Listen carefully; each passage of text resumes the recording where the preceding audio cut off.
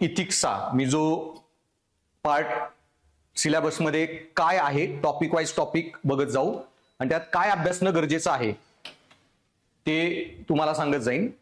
So basically मग आता इथिक्समध्ये त्याच्या अगोदर पहिली एक गोष्ट लक्षात ठेवा. इथिक्समध्ये जर मार्क पाहिजे असतील, बऱ्याच पुढे टिप सांगत जाईन. सगळ्यात महत्वाची टिप एक लक्षात ठेवा की इथिक्सचा जो पेपर आहे ना तो इथिक्सचाच पेपर राहू द्या. त्याला पॉलिटीचा आणि इकॉनॉमिक्सचा आणि गव्हर्नन्सचा पेपर बनवू नका. लिटरली निम्म्या क्लासेसमध्ये काय चाललंय की पॉलिटीच्या मास्टरला इथिक्स शिकवायला होतात, गव्हर्नन्स ऍडमिनिस्ट्रेशन थोडा बहुत त्याचा पार्ट शिकवा. अरे जर तेच उत्तर इकडे लिहायचे असतील तर मग यांनी इथिक्सचा पेपर सेपरेट बनवलाच कशाला असता.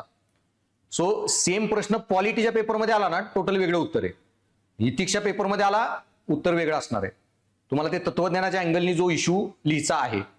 ओके, सो बेसिकली मग थोडक्यात तुम्हाला एक उदाहरण द्यायला की बाल कामगार हे एक त्याच्यावर एखादी केस स्टडी येते तुम्हाला इथिक्समध्ये.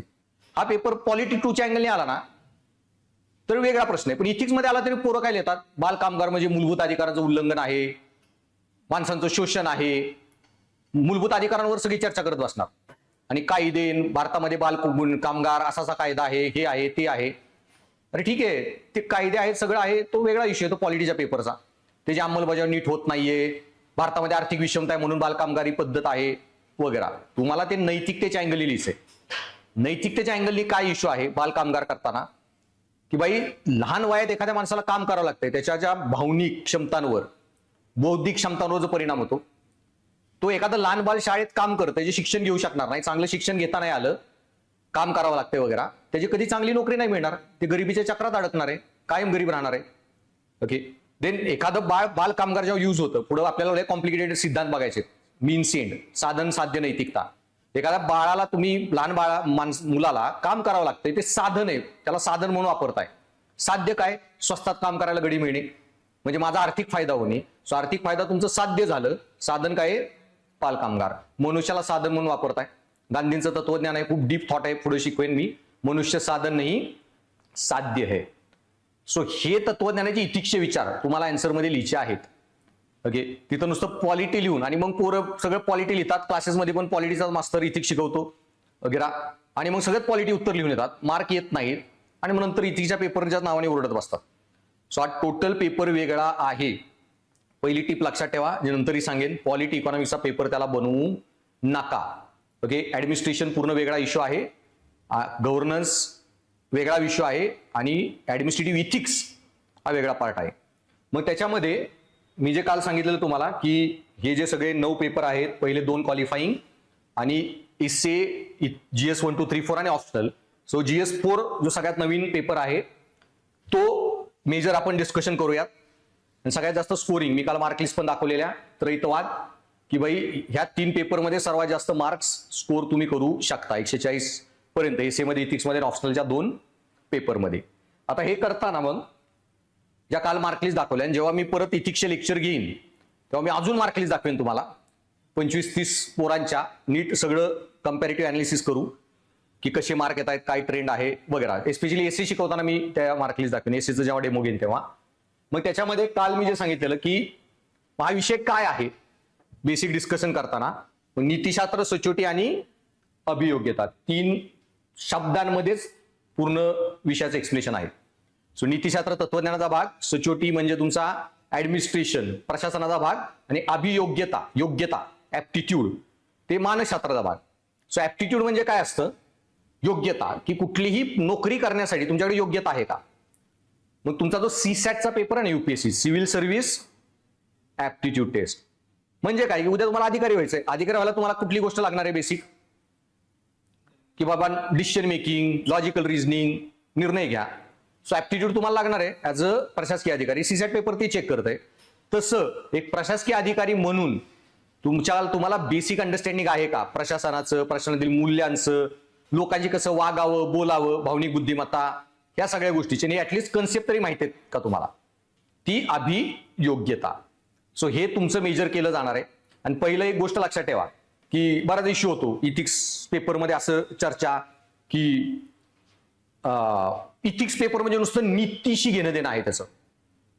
अजिबात योग्य अयोग्य, नैतिक अनैतिक हार्डली तुम्हाला एखादा प्रश्न येईल त्या रिलेटेड मला काय म्हणायचं, मध्ये जो त्या पूजा खोडकर मॅडम होत्या ना, त्यांनी मोठा इश्यू केला. नंतर आयोगाने बरंच सिलेबस युपीएससीनी हे की बदललं, काय त्याला म्हणतात की पॅटर्न फॉर्म फिलिंगचा वगैरे बदलला. आणि त्यावेळी बऱ्याच चर्चा झाल्या की बाई इथिक्सचा पेपर आहेच कशाला, काढून टाका, असे लोक तरी पण प्रश्न देत आहेत वगैरे. पण ठीक आहे, मग इंटरव्ह्यू पण काढून टाका.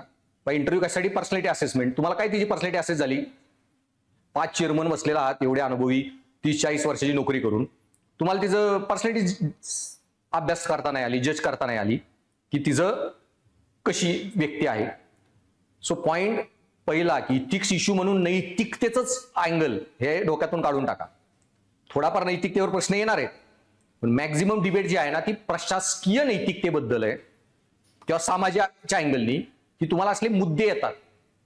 काल जसे मी तुम्हाला काही डिस्कस केले की बाई इच्छा मरण देणं योग्य आहे का नाही. गर्भ आता जे आपण आयव्हीएफ वगैरे चालतात ना, गर्भांवर आयव्हीएफ वगैरे करून टेस्ट ट्यूब बेबी वगैरे जो प्रकार आहे, त्याच्यामध्ये तुम्ही महिलेच्या शरीरातून एग्स घेता, पुरुषाच्या शरीरातून स्पर्म घेता, फर्टिलाइज करता, त्यांना बाहेर ग्रो करता 3-4 दिवस, मग त्या महिलेच्या शरीरात आपण ट्रान्सफर करतो. ही सगळी जी प्रोसेस आहे, ओके, ह्याच्यामध्ये गर्भ जो वाढवला जातो, बरेच गर्भ डिस्ट्रॉय होतात. मग हे अनैतिक आहे का, ह्या ज्या प्रश्न आहेत.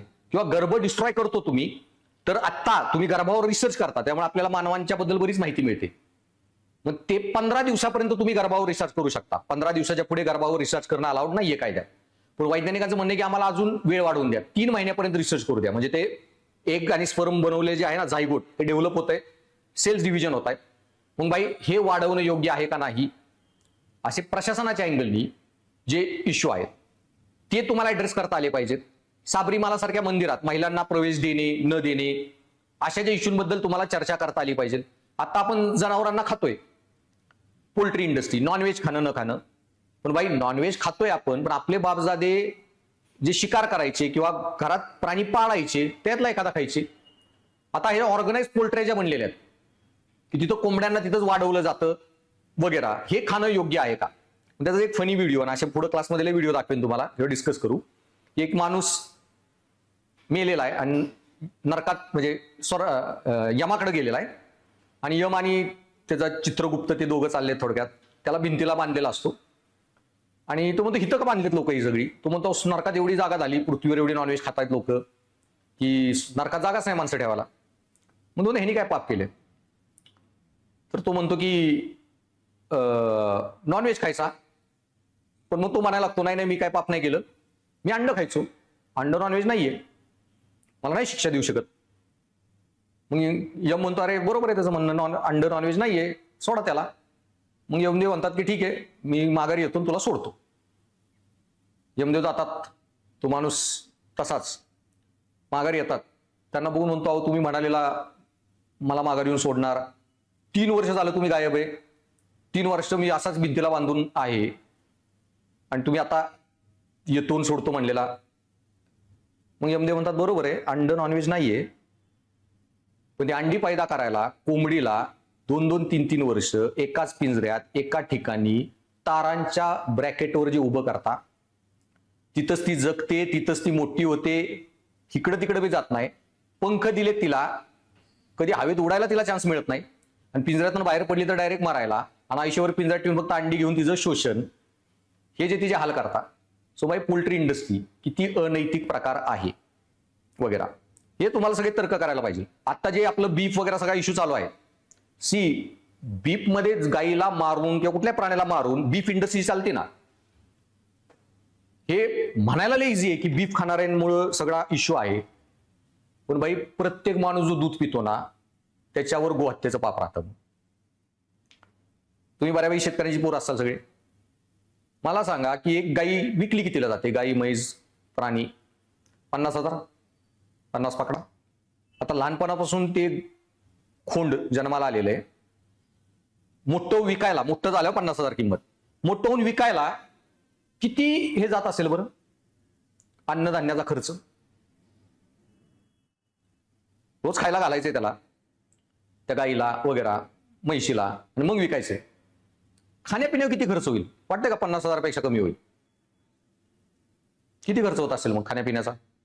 साधं एखादं तुम्ही आपण काय म्हणतो, शेताकडं एक सारा जरी विकत घेतला मकेचा 5-6 हजाराला मिळतोय, त्याच्यावर किती दिवस चालतंय तिचं? 8-10 लाख तर खर्च होत असेल आयुष्यभर.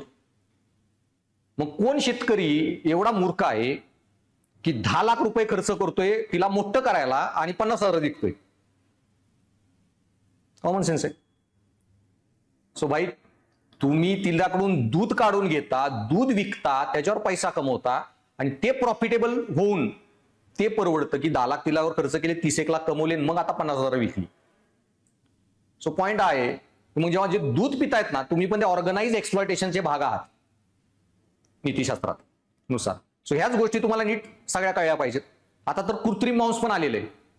मग कृत्रिम मांस खाणं योग्य आहे का? योग्य आहे ते खाणं, कारण कृत्रिम मांसात कुणाला जीवच जात नाहीये. मग तुम्हाला तत्वज्ञानाच्या अँगल विचार करावा लागतो नीट समजून. मग महावीर जे बुद्धाचे म्हणलेले की तुम्ही जनावर, मेलेल्या जनावर नॉनव्हेज खाऊ शकता, मेलेल्या जनावराचं. एखाद्या जनावरावर झाड पडले, एखाद्या प्राण्याला आपलं, आपण तुम्ही शेत गावाकडचे असताल तर माहिती आहे की एखादा कोल्हावी लांडगा आला, शेळी बांधलेली, पोडून काही घेऊन नाही शकला, शेळी मेली, बोकड मेलं, नेक्स्ट दिवशी मारून काय शिजवलं जायचं. सो मेल्या जनावरांचं नॉनव्हेज खाण्यात काय अयोग्य नाही, अनैतिक नाही. तुम्ही थोडी मारले, स्वतःहून हिंसा नाही केली. महावीरांचं म्हणणं होतं ऍब्सोल्यूट नॉन व्हायलन्स, तुम्ही अजिबात नॉनव्हेज खाल्लंच नाही पाहिजे. कारण आज तुम्ही मेल्या जनावरच खाताय, टेस्ट तरी आली, उद्यात मेलेलं जनावरच भेटेना. झाडाखाली जनावर बांधताल, झाड कापचाल, अरे झाड पडलं बरं का, मी कापत होतो, जनावर मेलं, खायला लागला. सो ही विकृती वाढत जाईल, त्यामुळे अजिबातच खाऊ नका. मग आता हे दोघांचे वेगवेगळे विचार होते. कृत्रिम मांसाला तुम्हाला प्रश्न आला, कृत्रिम मांस खाणे नैतिक अनैतिक वगैरे, हेच विचार तुम्हाला लावायचे की बाई महावीरांच्या म्हणण्यानुसार आज कृत्रिम मांसाची सवय लागली, लोक जी व्हेजिटेरियन होती ती मी नॉनव्हेज खायला लागली आता कृत्रिम मांस आहे म्हणून, कारण काय हिंसा होत नाहीये. आणि आता बोकड 1 किलो आहे 500ला, पण कृत्रिम मांस इतकी खायला लागली की 1 किलो मिळतंय 2,000ला, 3,000ला. ऑटोमॅटिकली काय होणार आहे, तुमचं काय म्हणतात, हे महागाचं परवडत नाही, लोक काय करणार, टेस्ट तर आली ना आता, खायची इच्छा, कोंबड्या बोकडं खायला लागतील. सो बेसिकली तत्वज्ञानाचे विचार कसे अप्लाय करायचे, त्याच्यामुळे नैतिकता असाल त्याच्यात काही घेणं देणं नाहीये. तुमचं वागणं कसं असावं, काय असावं, सगळे प्रश्न प्रशासकीय. म्हणजे पूजा खोडकरचा इश्यू झाल्यावर काय करायचं नाही करायचं म्हणून पुढं युपीएससीने इथिक्सचा जो पेपर काढला ना, 24चा बघा, 25चा त्यानंतरचा, टोटल ऍडमिनिस्ट्रेटिव्ह, एआय आणि इथिक्स, अशा सगळ्या अँगलनी, की उद्या एआयच्या गाडीने एखादा ऍक्सिडेंट केला, जबाबदार कुणाला धरणार आहे? गाडी बनवणाऱ्याला, गाडी काय म्हणतात, अल्गोरिदम बनवणाऱ्याला, गाडीच्या मालकाला, कुणाला अँसरेबल धरायचं? कसं हे फिक्स करायचं? प्रशासनाने एक गोष्टी कशा हँडल करायच्या? ग्रोक सारखे एआय आलं, त्याच्यापासून डीपफेक व्हिडिओ बनतात, ते कसे कंट्रोल करायचे? त्याच्यामध्ये नैतिक अनैतिक काय? हे सगळे असे प्रश्न येतात नीतिशास्त्रात. नीतिशास्त्र म्हणजे नैतिक अनैतिक असल्या अँगली बघू नका, सगळं तसलं शिकवतायत क्लासमध्ये. पेपर बघा तुम्ही, पेपरमध्ये काय प्रश्न येत आहेत बघा. आणि नुसते सिलेबस जे टॉपिक दिले ते टॉपिक शिकवून काही होत नाही, त्यात बरंच डीपमध्ये जाऊन प्रश्न बघून बघावं लागतं काय शिकवायला पाहिजे. आणि प्रश्न बघितल्यावर कळतं की सिलेबसचा काहीच उपयोग नाही. सिलेबसमध्ये कितीतरी टॉपिक मेन्शनच नाहीत ज्याच्यावर युपीएससीने प्रश्न विचारलेले आहेत. त्यामुळं हा जो अँगल आहे की भावनिक बुद्धिमत्ता, तुम्हाला भावनिक बुद्धिमत्ता टॉपिक आहे, कुठेही टॉपिकमध्ये मेन्शन नाही केलं. भावनिक बुद्धिमत्ता आणि तुमचा IQ म्हणजे इमोशनल इंटेलिजन्स EQ आणि भावनिक बुद्धिमत्ता म्हणतात, आणि तुमची संकल्पनात्मक बुद्धिमत्ता म्हणजे IQ, सीसॅट सोडवायला जी लागते ना बुद्धी, ती IQ, दोन्हीचा परस्पर संबंध. असा कुठेच टॉपिक नाही. आत्ताच प्रश्न आला मागच्या वर्षी 23च्या पेपरमध्ये युपीएससीत. प्रश्न काय होता? चारित्र्य, यश, दीर्घकालीन आनंद, आयुष्यातील सक्सेस आणि आनंद, दीर्घकालीन यश, कामाच्या ठिकाणचं यश, दीर्घकालीन यश, चारित्र्य आणि काय तुमचं दीर्घकालीन आनंद आयुष्यात, यांच्यासाठी काय जास्त गरजेचं आहे? संकल्पनात्मक बुद्धिमत्ता का भावनिक बुद्धिमत्ता? विश्लेषण करा. हा प्रश्न होता. आता हा प्रश्न आल्यावर तुम्हाला कळलं पाहिजे की बाय भावनिक बुद्धिमत्ता नुसता टॉपिक दिलाय, पण मला काही लेवलला स्टडी करायचा आहे. सो मग इश्यू हा आहे, त्याचं उत्तर पुढं सांगेन तेव्हा डिस्कस करू. पण मग आयुष्यातल्या यशासाठी तुम्हाला काय गरजेचं आहे की बाय तुमच्याकडे खूप बुद्धिमत्ता आहे पण तुमचं एकाशी पटत नाही, एक मित्र नाही, नोकरीच्या ठिकाणी पण कुणाशी पटेना, नोकरीवरून काढून टाकलं, कुणाशीच पटेना. सो भावनिक बुद्धिमत्ता खूप गरजेची, दुसऱ्या लोकांशी जुळवून घ्यायला, समाजातील घटकांशी जुळवून घ्यायला. पण तुझ्याकडे नुसती भावनिक बुद्धिमत्ता आहे, मस्त दोस्त कंपनी आहे, सगळ्यांशी मस्त पटतं, गप्पा गोष्टी सगळ्यांशी, पण बुद्धीच नाहीये, नोकरीच मिळेना, सगळ्यात लय दोस्त आहेत आणि सगळ्या दोस्तांना बस उधार मागण्यातच आयुष्य निघून गेलं. तर आयुष्यात काय पाहिजे? IQ पण पाहिजे, EQ पण पाहिजे. तुमचं उत्तर कसं फ्रेम करायचं. सो हे असे सगळे प्रश्न आहेत. त्यामुळे 2 गोष्टी करायच्या, सिलेबसच्या लागायचं नाही, नुसते सिलेबसच्या नावाखाली 10 दिवसात 15 दिवसात पण इथिक्सच्या बॅचेस आहेत पुण्यात, अख्खा इथिक्स शिकून टाकतात. मला 2-2.5 महिने झालं तरी पुरत नाही इथिक्स, पण ते झाल्यावर तुम्हाला असं जे अंडरस्टँडिंग येतं, काही GSचे प्रश्न येऊ, केस स्टडी येऊ, आन्सर जमलंच पाहिजे. त्यामुळे पहिली गोष्ट लक्षात ठेवायची, इथिक्सचा पेपर इथिक्सचा, पॉलिटी इकॉनॉमिक्सचा बनवायचा नाही. सिलेबसच्या पुढे जाऊन प्रश्नपत्रिका बघून ठरवायचा अभ्यास काय करायचा आहे. क्लास केल्यावर पण माझे प्रश्नाची उत्तर येत आहेत का मला सोडवायला? UPSCचे पहिले जे प्रश्न आहेत ते तुम्हाला येणार आहेत. इथिक्स काय त्यात महाराष्ट्राचा इथिक्स असला काय प्रकार नाहीये, महाराष्ट्राचा भूगोल, महाराष्ट्राचा इतिहास तसं. इथिक्सचे UPSCचे प्रश्न बघा, उत्तर जमतायत का लिहिला, नाही जमत तर ना तुमचा अभ्यास कामाचा आहे, ना पुस्तक वाचताय ते कामाचं आहे, ना कोचिंग कामाचं आहे. म्हणून सगळ्यात जास्त स्कोर इथंच होतोय. आणि ह्या विषयामध्ये इतके टर्म्स येतात. सिलेबसच्या टॉपिकमध्ये 3 टर्म आहेत, नीतिशास्त्र, सचोटी, अभियोग्यता. काल मी सांगितलं यांचा अर्थ. अशा एवढ्या टर्म्स आहेत ना, या सगळ्या टर्म्सचा तुम्हाला नीट अभ्यास जमला पाहिजे, अर्थ clear cut. Okay, so moral, immoral, amoral, clear cut अर्थ आहे. नैतिक, अनैतिक, नीती निरपेक्ष म्हणजे काय. सो बऱ्याच त्याच्या सांगितलं ह्या कन्सेप्ट पासूनच इश्यू आहे. नीतिमत्ता म्हणजे काय, नीतिशास्त्र म्हणजे काय, ह्याच्यातच वादविवाद. बऱ्याच पुस्तकात तुम्ही बघा, नीतिशास्त्र म्हणजे काय सांगतात की व्यक्ती ठरवतो योग्य अयोग्य काय. नीतिमत्ता म्हणजे समाजाकडून आलेली. अरे टोटल उलटा अर्थ लावलाय. अरिस्टॉटलची व्याख्याच आहे नीतिमत्तेची की morality is a standard of right and wise conduct whose authority in practical thought is determined by reason rather than custom. नीतिमत्ता म्हणजे योग्य अयोग्याचे मापदंड ज्याची व्यावहारिक जीवनातील उपयुक्तता ही प्रथेपेक्षा तर्काने सिद्ध केली जाते. सो काल जे मी सांगितलं, तुम्ही नॉनव्हेज ह्याच्यासाठी खात नाही की प्रथा, परंपरा, धर्म सांगतोय. नॉनव्हेज ह्याच्यासाठी खात नाही की तुम्हाला कळालं तर्क ही गोष्ट चुकीची आहे. सो तुम्ही तुमच्या तर्काने ठरवत असाल नीतिमत्ता, दुसरे सांगताय म्हणून करत असाल नीतिशास्त्र. सो हे सगळे क्लिअर कट टर्म्स आहेत. आणि असे प्रश्न डायरेक्ट येतात सिंपल टर्मवर. मोरल, इमॉरल, अमोरल म्हणजे काय, नैतिक, अनैतिक, नीती निरपेक्ष म्हणजे काय, अशा खूप टर्म्स आहेत. अशा प्रश्न विचारलेत UPSCनी पण. कोड ऑफ इथिक्स म्हणजे काय, कोड ऑफ कंडक्ट म्हणजे काय, आचारसंहिता, नीती नियम म्हणजे काय वगैरे असे. किंवा नैतिक संकट म्हणजे काय, नैतिकतेचे संकट म्हणजे काय, moral crisis and crisis of morality. So असे 200-250च्या वर टर्म्स येतात आहेत. सगळ्यात तुम्हाला नीट कन्सेप्च्युअली माहित पाहिजे. एकदा त्या कळल्या की याच्यात काही पेपरमध्ये काय नाही, 1 टाइम अभ्यास आहे, व्यवस्थित रटायचा, सब्जेक्ट समजून घ्यायचा. सो मोरल, इमॉरल, अमोरल, नैतिक, अनैतिक, नीती निरपेक्ष. सो नैतिक म्हणजे काय की भाई काहीतरी योग्य करता तुम्ही, एखाद्या माणसाचा जीव वाचवला. अनैतिक म्हणजे काय, एखाद्या गोष्टीचा माणसाचा मर्डर केला. Amoral, immoral. मोरल, इमॉरल, नैतिक, अनैतिक. नीती निरपेक्ष किंवा नीती शून्य पण म्हणू शकतो. नीती शून्य जर चुकीचं वाटतं ते. नीती निरपेक्ष, ना हे ना ते, ना मोरल ना इमोरल, त्याला ठरवू शकत नाही नैतिक अनैतिक ती गोष्ट. म्हणजे काय, एखाद्या वाघाने माणूस मारला, तर वाघाला काय नैतिक अनैतिक ठरवायचं, त्यासाठी तुम्ही जेवण होता त्यांनी मारलं. बिबट्याने एखादं लहान पोर मारलं, काय बिबट्याला नैतिक थोडी ठरवू शकतो. त्याला नैतिकता कळतच नाही ना, तर त्याला नैतिक अनैतिक ठरवायचं कसं. ते नैतिकच नाहीये बिबट्या. नैतिक विषय माणसांना लागू होतो, बिबट्याला नाही ठरवू शकत नैतिक, तू नैतिक केला का नैतिक. बिबट्याची कृती काय आहे, नैतिक निरपेक्ष, अमोरल. ओके, तसं लहान बाळ 5-6 वर्षाचं, त्यांनी काय एखादी चूक केली, त्याला नैतिक अनैतिक विषयच कळत नाही, त्यांनी चूक केली तर त्याला अनैतिक धरू शकत नाही. म्हणूनच 18 वर्षाखालच्या मुलांना अजून स्वतंत्र विचारसरणी विकसित झाली नाही असं मानून आपण जेलमध्ये टाकत नाही, अडल्ट गुन्हेगार ट्रीट करत नाही. 18 वर्षानंतर तुम्ही तुमच्यात नैतिकता विकसित व्हायला पाहिजे. आता गुन्हा केला की जेलमध्ये जाचा. 14 ते 18 तुमची विचारक्षमता आली आहे, पण ठीक आहे अजून एवढी सुदृढ नाही, म्हणून 3 महिने करेक्शन होम. 14च्या खाली नीती निरपेक्ष. कारण 14च्या खाली ते लहान बाळ आहे, त्याला कळतच नाही काय नैतिकता विषयच कळत नाहीये, नैतिक अनैतिकता फरकच कळत नाहीये. त्यांनी काही केलं तरी जेलबी सोडा, करेक्शन होम सोडा, त्याला तर हाती लावू शकत नाहीत पोलीस, RSB करू शकत नाहीत पोलीस. सो 14 खालच्या वर्षाखालची मुलं नीती निरपेक्ष अशा टर्म्स आहेत, त्याचा अर्थ कळून घ्यायचा आणि मग तुम्हाला प्रशासनात वगैरे केस स्टडीमध्ये उत्तरात अर्थ कसा लावायचा वगैरे. सिंपल प्रश्न येतो, एवढा सोपे येतात. नैतिक अनैतिक आणि नीती निरपेक्ष म्हणजे काय, 3 उदाहरणासहित स्पष्ट करा. 3 उदाहरण टाकून कुठलेही स्पष्ट करायचे. सो असे टर्म्स खूप आहेत. सो पहिलं लक्षात ठेवा, इथिक्सचा अभ्यास करताना 200-250च्या टर्म्स येतील. क्लिअर कट त्या टर्म्सचा अभ्यास तुम्हाला माहित पाहिजे.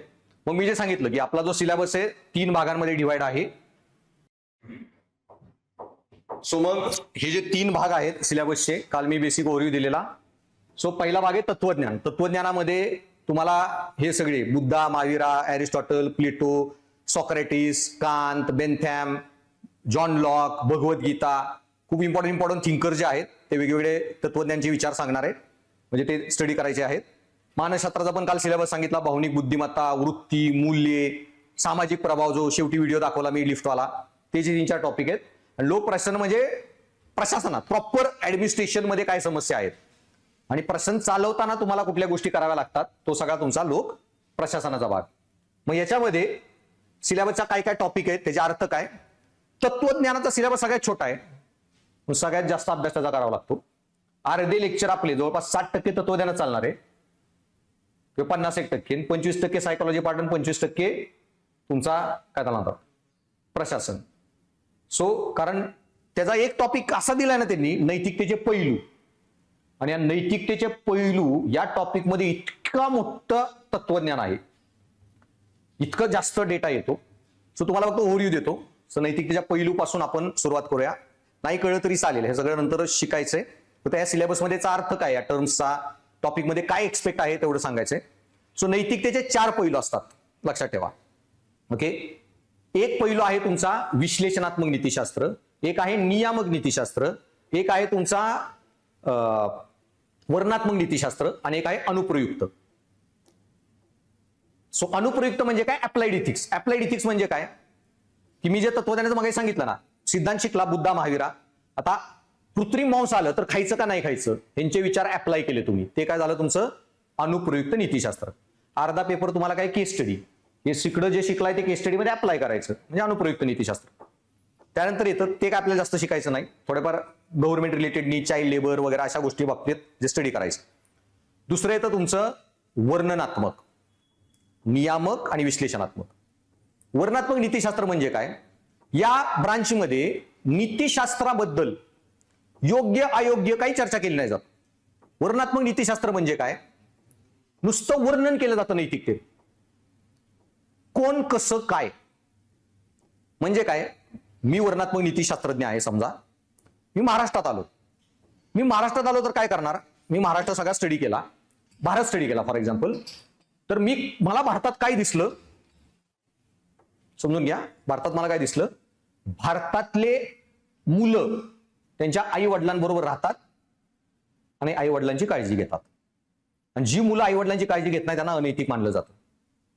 हा भारतातला नैतिकतेचा नियम. मी नुसता अभ्यासला, ओके भारतात असं आहे नैतिक नियम, हा नियम बरोबर आहे चूक आहे मला माहिती आहे, पण भारतात असा नियम आहे. मी अमेरिका युरोपमध्ये फिरायला गेलो, अमेरिका युरोपमध्ये मला तिथं दुसरे हे दिसले, तिकडच्या लोकांचं बघितलं, आणि मला अमेरिका युरोपमधली मुलं आई वडिलांची काळजी घेत नाहीत, आणि काळजी नाही घेतली तरी ते अनैतिक नाहीयेत. कळालं, उलटे आई वडीलच म्हणतात 18 झालं की निघ घरातून बाहेर. सो अमेरिकेतली मुलं आई वडिलांची काळजी घेत नाहीत तरी पण ती नैतिक, इंडियातली मुलं आई वडिलांची काळजी घेतात, नाही घेतली तर अनैतिक. 2 वेगळे नियम आहेत. सो कुठल्या समाजात नीतिशास्त्राचे काय नियम आहेत, समाज धर्म वेगवेगळे, त्याचं नुसता वर्णन करणे, हित असं आहे तिथं तसं आहे, हे एवढंच काम करतं वर्णनात्मक नीतिशास्त्र. सेम वे मग तुम्ही वेगळ्या धर्मांचा अभ्यास केला तर तुम्हाला काय दिसेल, इस्लाममध्ये ख्रिश्चॅनिटीमध्ये नॉनव्हेज खाऊ शकता, हिंदुइझम मध्ये खाणं न खाणं बऱ्याच वेगळ्या चर्चा आहेत, पण काही काही जनावर खूप फोली आहेत पवित्र, गायी वगैरे, काही दिवस पवित्र आहेत, महिने, तेव्हा नाही खाऊ शकत. काही काही संप्रदाय आहेत हिंदू धर्मात, अजिबातच अलाउड नाही, वारकरी, वेदांत वगैरे. पण काही काही देवे आहेत त्यांना आपण बळी पण देतो. दुर्गा, गुजरातमध्ये माशाचा असतो की आपलं तुळजाभवानी वगैरे. सो वेगवेगळे हे आहे. बुद्ध धर्मामध्ये काय सांगितलं मगाशी, मेल्या जनावरचं खाऊ शकता, इंटेन्शनली हिंसा करू नका. जैन धर्म काय म्हणतो, अजिबात नाही. इतकी अहिंसा की जमिनीच्या खालचं पण काही खाऊ नका. झाड उपटलं तरी त्या झाडाचा मृत्यू आहे, त्या जीवजंतूचा मृत्यू आहे. शेती करणं नांगरणे, कितीतरी गाय हे किडे मुंगे मारतात. रात्री जेवण करा, त्या पक्ष्यांना किड्यांना वाटतं चंद्र आहे, चांदणे आहे, ते येतात त्याच्याकडे, जाळात मारतायत, ते पण करू नका. एक्स्ट्रीम अहिंसा. हे काय केलं तुम्ही, वेगवेगळ्या धर्मात नॉनव्हेज खाण्याबद्दल काय नैतिक नियम आहेत ह्यांचा फक्त तुलनात्मक अभ्यास. म्हणजे काय झालं, वर्णनात्मक नीतिशास्त्र. कळालं? पण मग ह्याच्यात बरोबर कोण आणि चूक कोण, कुठल्या धर्माचा नियम बरोबर आणि चूक म्हणजे काय, नियम. इथं मी नुसतं वर्णन केलं, मी हे नाही म्हणलो हा धर्म बरोबर आहे, हा धर्म चुकीचा आहे, हा चुकीचा आहे, हा बरोबर आहे.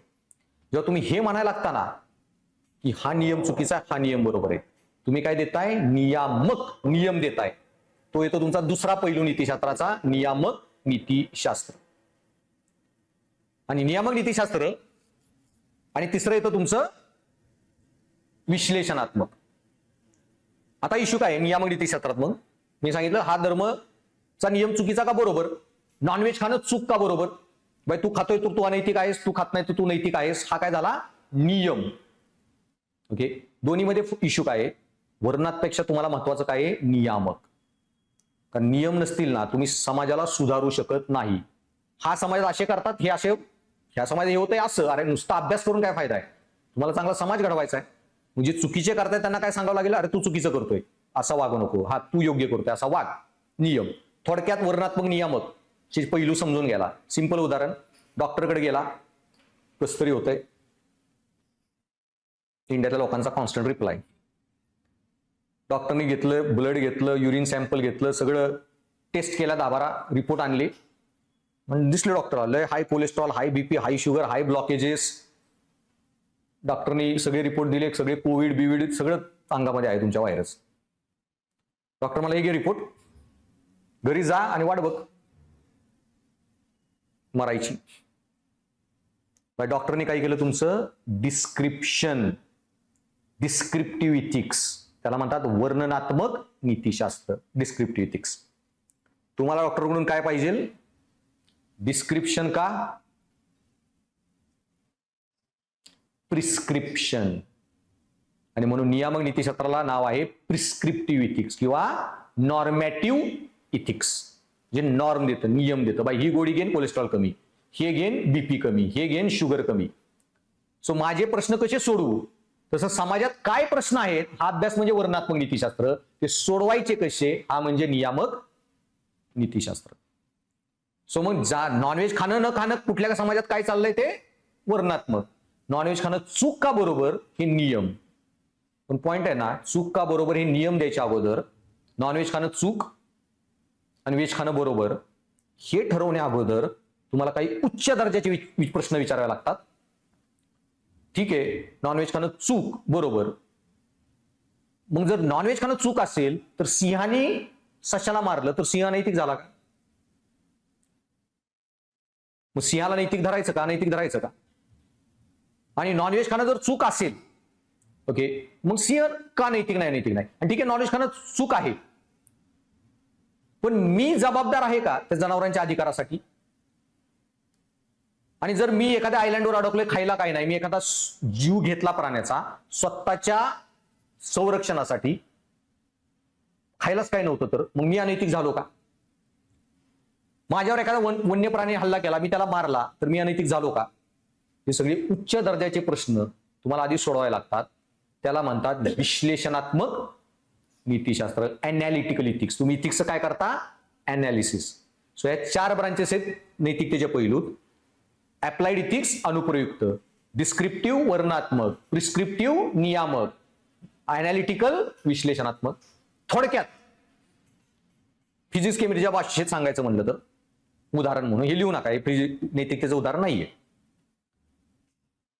इलेक्ट्रॉन न्यूक्लियस भोवती फिरतात, हे झालं वर्णात्मक नीतिशास्त्र. किंवा पृथ्वी सूर्याभोवती फिरते, 365 दिवसात फिरते, हे झालं वर्णात्मक. ग्रॅव्हिटी कसं आहे काय, त्याच्यावरून तुम्ही ग्रॅव्हिटीचा फोर्स काढला, F = G(m)(1/r², आणि ते सगळं अभ्यास करून तुम्ही सॅटेलाइट टाकायला लागला. हे काय झालं, तुम्ही नियम शोधले, कसं ग्रॅव्हिटी काम करते त्याचा शोध घेतला, नियम फॉर्म्युला काढला आणि त्याचा वापर करायला लागलो, समाजावर आपण अप्लाय करायला लागलो, सॅटेलाइट सोडायला लागलो. नियामक विश्लेषण म्हणजे काय, भाई पृथ्वी सूर्याभोवती फिरते, ठीक आहे, पृथ्वीला फिरवलं कुणी, पृथ्वी अशीच का फिरते, अशी का नाही फिरत, पृथ्वी वेस्ट टू ईस्टच का फिरते, ईस्ट टू वेस्ट का फिरत नाही, पृथ्वी 24 तासात का फिरते, 365 दिवसात का फिरते. सगळे उच्च दर्जाचे प्रश्न म्हणजे विश्लेषणात्मक फिजिक्स.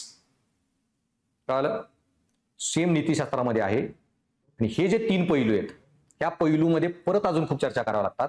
मग समाजात काय घडते, वर्णात्मक. समाज कसा असायला पाहिजे, नियामक, नियम, चांगला समाज घडवा. चांगला समाज कसा घडवायचा, ओके, त्याच्यावरून नीतिशास्त्रात वेगवेगळे विचार आले, वेगळ्या तत्वज्ञांनी वेगळे विचार दिले, आणि नियामक नीतिशास्त्राच्या पण अजून 4 शाखा जन्माला आल्या. सो नीतिशास्त्राच्या 4 शाखा, अनुप्रयुक्त, वर्णनात्मक, नियामक आणि विश्लेषणात्मक. नियामकच्या परत 4 शाखा जन्माला आल्या, सद्गुण नीतिशास्त्र, परिणामवादी नीतिशास्त्र, कर्तव्यवादी नीतिशास्त्र, मूलभूत अधिकार सिद्धांत. याच्यात वेगवेगळे विचारवंत येतात. मग प्रत्येकाचं आपापलं म्हणणं आहे. सद्गुण नीतिशास्त्रवाले म्हणाले, एरिस्टॉटल, प्लेटो, सॉक्रेटिस, बुद्धा, महावीर वगैरे. करायचं काय आपल्याला, नीतिशास्त्रात चांगला समाज घडवायचा आहे. चांगला समाज घडवायचा तर ते काय म्हणले, काय करा, लोकांमध्ये सद्गुण जन्माला घाला. म्हणून नियामक नीतिशास्त्राची एक शाखा जी झाली, सद्गुण नीतिशास्त्र. चांगले सद्गुण कोणते ते सांगा आणि विकसित करा. मग महावीर कुठले म्हणले सद्गुण चांगले, सत्य, स्थेय, परिग्रह, ब्रह्मचर्य, अहिंसा. सगळ्यांनी हे 5 सद्गुण आयुष्यात विकसित करा. बुद्धा काय म्हणले, सम्यक मार्ग, अष्टांगिक मार्ग, 8 गोष्टी करा आयुष्यात मध्यम मार्गाने. त्यांनी सद्गुण दिले. भगवद्गीतेने पण सद्गुण दिले, स्थितप्रज्ञ, संतुलन, सत्विक, रजस, तमस वगैरे. हे सद्गुण विकसित करा. प्रत्येक तत्वज्ञानाने आपापले वेगवेगळे सद्गुण सांगितले. सद्गुण नीतिशास्त्रात असे 18 तत्वज्ञानी येतात, एक शाखा. दुसरी शाखा काय म्हणली, सद्गुण बिद्गुण काही घेणं देणं नाही आपल्याला. नीतिशास्त्राचं म्हणणं काय, समाज चांगला घडवणे. चांगला समाज म्हणजे काय, आनंदी समाज. चांगला समाज सिंपल गोष्ट काय, ज्या समाजात सगळे आनंदी आहेत, सुखी आहेत. मग तुम्ही काही कृती करा, एखादा दुर्गुणी माणसाने काहीतरी कृती केली आणि समाजाची भलाई झाली, चांगलं ना, काय फरक पडतोय. सो एखादा दुर्गुणी माणसाने काय म्हणतात, नदीत एखादा माणूस पडलेला, दुर्गुणी माणूस बघायला गेला, तो लिहून तोही पडला, पण त्याला पोहायला येत होतं, त्याने त्या माणसाचा जीव बाहेर काढला आणि वाचवला. बाई ठीक आहे ना, तो दुर्गुणी होता, जीव वाचवला ना त्यांनी, समाजाचं कल्याण झालं. नीतिशास्त्रात काय, समाजाचं कल्याण महत्वाचं, परिणाम महत्वाचे. दुसरी शाखा काय, परिणामवादी. कर्तव्यवादावाले काय म्हणले, तिसरी शाखा म्हणजे नैतिकता परिणामात नाही, तुमची कर्तव्य चांगली पाहिजेत, कर्तव्य चांगली ठेवा, परिणाम किती वाईट आले तरी चालेल. भगवद्गीतेत कृष्णा काय सांगत होते अर्जुनाला, कर्म कर, फल की अपेक्षा मत कर. तू लढ, लोक मरतील नाही मरतील तुला घेणं देणं नाही, तू तुझे योग्य कर्म कर, नैतिक कर्म कर. नैतिक कर्म करत मेला तरी चालेल, कर्म कर, परिणामचा विचार करू नको. म्हणून कर्तव्यवाद एक आला. मग बेसिकली सोपं एक उदाहरण नियामकचं काय, सपोज तुम्हाला प्रश्न की तुमच्या घरा शेजारी लहान मूल राहतं, पोरग अनाथ आहे, ते सोसायटीतलं पोरग आहे, सोसायटीवाले सांभाळतात त्याला, रोज एक जण खायला प्यायला घालतो, व्हॉटेवर. असले प्रश्न तर डायलेमा, हायपोथेटिकल कमी येतील पण विचारतात. आता ते जे मूल आहे ना, अचानक कळालं की त्याला एक आजार झालेला आहे, लय आजारी आहे, त्याला आजच्याच रात्री इंजेक्शन पाहिजे, 10,000 रुपयाचं इंजेक्शन आहे, पण तुमच्याकडे पैसेच नाहीयेत. आणि जर आज त्याला ते इंजेक्शन नाही दिलं तर ते मूल मरेल. तुम्ही मेडिकल शॉपमध्ये गेला, त्याला म्हणला मला इंजेक्शन दे, 5,000 रुपये माझ्याकडे, 5,000 मी नंतर देतो, तुम्हाला नाही बाबा 10,000 दे तरच. तुम्ही लय गायावाय केली पण त्यांनी काही इंजेक्शन दिलं नाही. मग तुमच्याकडे एक ऑप्शन आहे, रात्री ते मेडिकल फोडा, चोरा औषध आणि त्या बाळाला जीव वाचवा. काय करणार तुम्ही, चोरी करणार, जीव वाचवणार तुम्ही 3-1 महिने जेलमध्ये असाल चोरी केल्याबद्दल, बाळाचा जीव वाचेल? ते ऑप्शनच नाही, ह्या 2 मध्ये फक्त सांग.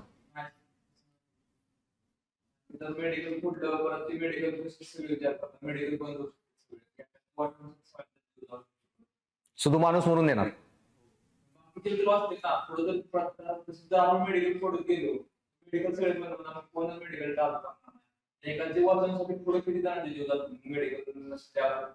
काय करणार?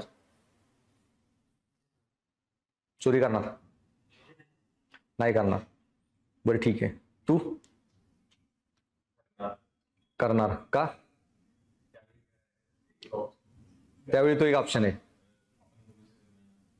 सो तुझ्यासाठी जीव वाचवणे त्या बाळाचा महत्व आहे. तो चोरी करणार. चोरी करणार. दोघांचं म्हणणे चोरी करणार, दोघांचं म्हणणे नाही करणार. चोरी करायचं म्हणणं आहे की जीव वाचवायचा. सो तुम्ही दोघं आहात परिणामवादी नीतिशास्त्राचे, की कृती डझंट मॅटर, परिणाम महत्वाचा आहे, बाळाचा जीव वाचवणे. ह्या दोघांचं म्हणणं आहे. त्याची एक आर्ग्युमेंट आहे की चोरी केली आज बाळाचा जीव वाचेल, पण हा समाजासाठी हा चांगला नियम नाहीये. नियम नीतिशास्त्र बघतोय आपण. सगळेच चोरी करायला लागले तर उद्या कोणीही मेडिकल शॉप उघडणार नाही. जास्त लोक बिना औषधाची मरतील. त्याच्यामुळे चोरी करणेच नैतिक नाही केली पाहिजे. तुम्ही काय म्हणताय? नियम, परिणाम डझंट मॅटर. आता बाळाचा जीव वाचव किंवा न वाचव, चोरी करणं चुकीचं आहे. सो जे म्हणले नैतिकता करा चोरी, परिणामवादी नीतिशास्त्र. जे म्हणले चोरी नाहीच करायची, काही परिणाम आले तरी नैतिक कर्मच करायचं, परिणामांचं बघायचं नाही, ते कर्तव्यवादी. आता एवढं सोपं नाही बरं का. ह्याच्यात इतके आर्ग्युमेंट येणार आहेत ना, तर पॉइंट आता फक्त तुम्हाला ब्रेन टीजर द्यायला. तुम्ही दोघं म्हणला की बाई चोरी नाही करणार कारण पुढं समाजावर परिणाम होईल. ठीक आहे, ते लहान बाळ आहे ना, ते तुझं बाळ आहे, तुझं पोर आहे. तेव्हा ठीक आहे, तुला बाळ अजून लग्न नाही, पाळ नाही, तू इमॅजिन नाही करू शकत. मरणारा माणूस तुझे वडील आहेत. आता म्हणशील का वडील जाऊ द्या, पण पुढच्या बऱ्याच लोकांचे जीव वाचवायचे, त्यामुळे तुम्ही मारा. मग आता चोरी करणार आहे, सो नियम बदलला. हाच इश्यू आहे कर्तव्यवादात. कर्तव्य म्हणजे कर्तव्य. मग कृष्णाला अर्जुनाने काय सांगितलेलं कर्तव्यवादात? कर्तव्यवादात 3 सिद्धांत येतात, 3 थिंकर: कांत, गांधी आणि भगवद्गीता. आणि भगवद्गीतेत कृष्णाचा प्रश्न काय होता अर्जुनाचा कृष्णाला, की इतकी लोक मारू, पाहुणे रावळी माझे सगळे, काका आजोबा जे पण लोक आहेत घरातली, माझ्या बायकोचा बदला घेण्यासाठी मी इतक्या लोकांचे जीव घेणे मला नैतिक वाटत नाही.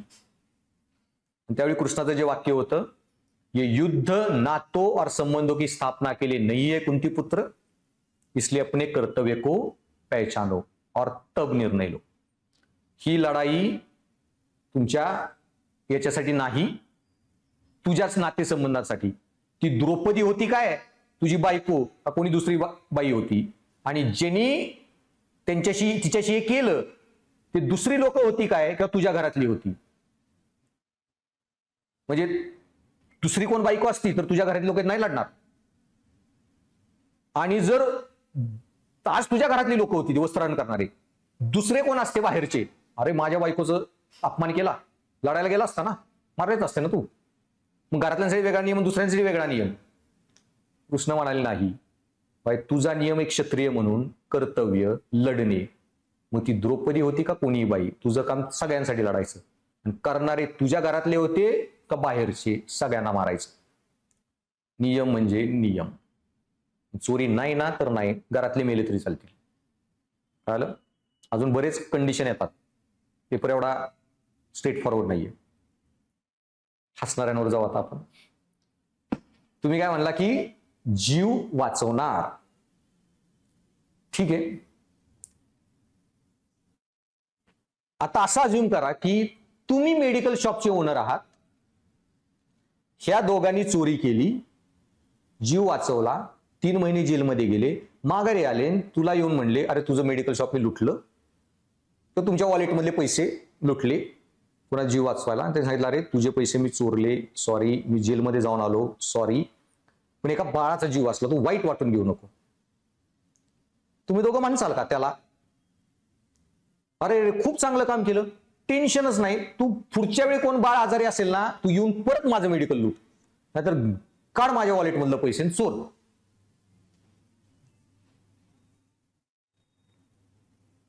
म्हणसाल का? काय काय नाही नाही, भरपाई झाली की, ते गेला ना जेलमध्ये, आला ना, भरपाई मिळली तुम्हाला, सगळं झालं, ठीक आहे. त्याला हे म्हणणार का, अरे चोरी करून तू योग्य केलं, पुढं परत कुणाला औषध लागलं ना, परत फोड माझं मेडिकल, चोर माझं वॉलेट. मग तुम्ही दुसऱ्याचं मेडिकल चोरायला तयार आहे, पण तुमचं मेडिकल कोणी चोरलं तर तुम्ही तयार नाही. नैतिकता गायब. हा ठीक आहे ना, मग मग तू म्हणायला पाहिजे ना की पुढच्या वेळी कोणाला अजून औषध लागत असेल, पैसे नसतील, माझं दुकान चोरा. काय आलं? एक्झॅक्टली. सो पॉइंट, मग जे नियम तू दुसऱ्यांवर लावू शकत नाही ते स्वतःवर लावत नाही, ते दुसऱ्यांवर लावायचे नाहीत. आता पुढे हाय लेवल थॉट्स आहेत कळतील, पण कांचंच म्हणणं होतं सगळ्यात नैतिकला सिंपल लॉ, खूप बारी बारी नियम आहेत पुढं, ते सगळे नीट विचार करून लावावे लागतात. Act according to that magazine which you at the same time wish to get govern by, की त्याच कृतीने, कायद्याने जगाशी वागा ज्या कायद्याने तुम्हाला चालेल जग तुमच्याशी वागलेलं. सो दुसऱ्यांचे मेडिकल शॉप तेव्हाच लुटा जीव वाचवायला किती नैतिक असेल, जेव्हा तुम्हाला तुमचं मेडिकल शॉप लुटलं गेलं तरी तुम्हाला चालेल, ओके. तुमचं मेडिकल शॉप लुटलेलं चालत नाहीये, पण दुसऱ्यांचं लुटायला तयार आहात, नैतिकचा नियम स्वतः नाही लावत, दुसऱ्यांना लावायला तयार आहे.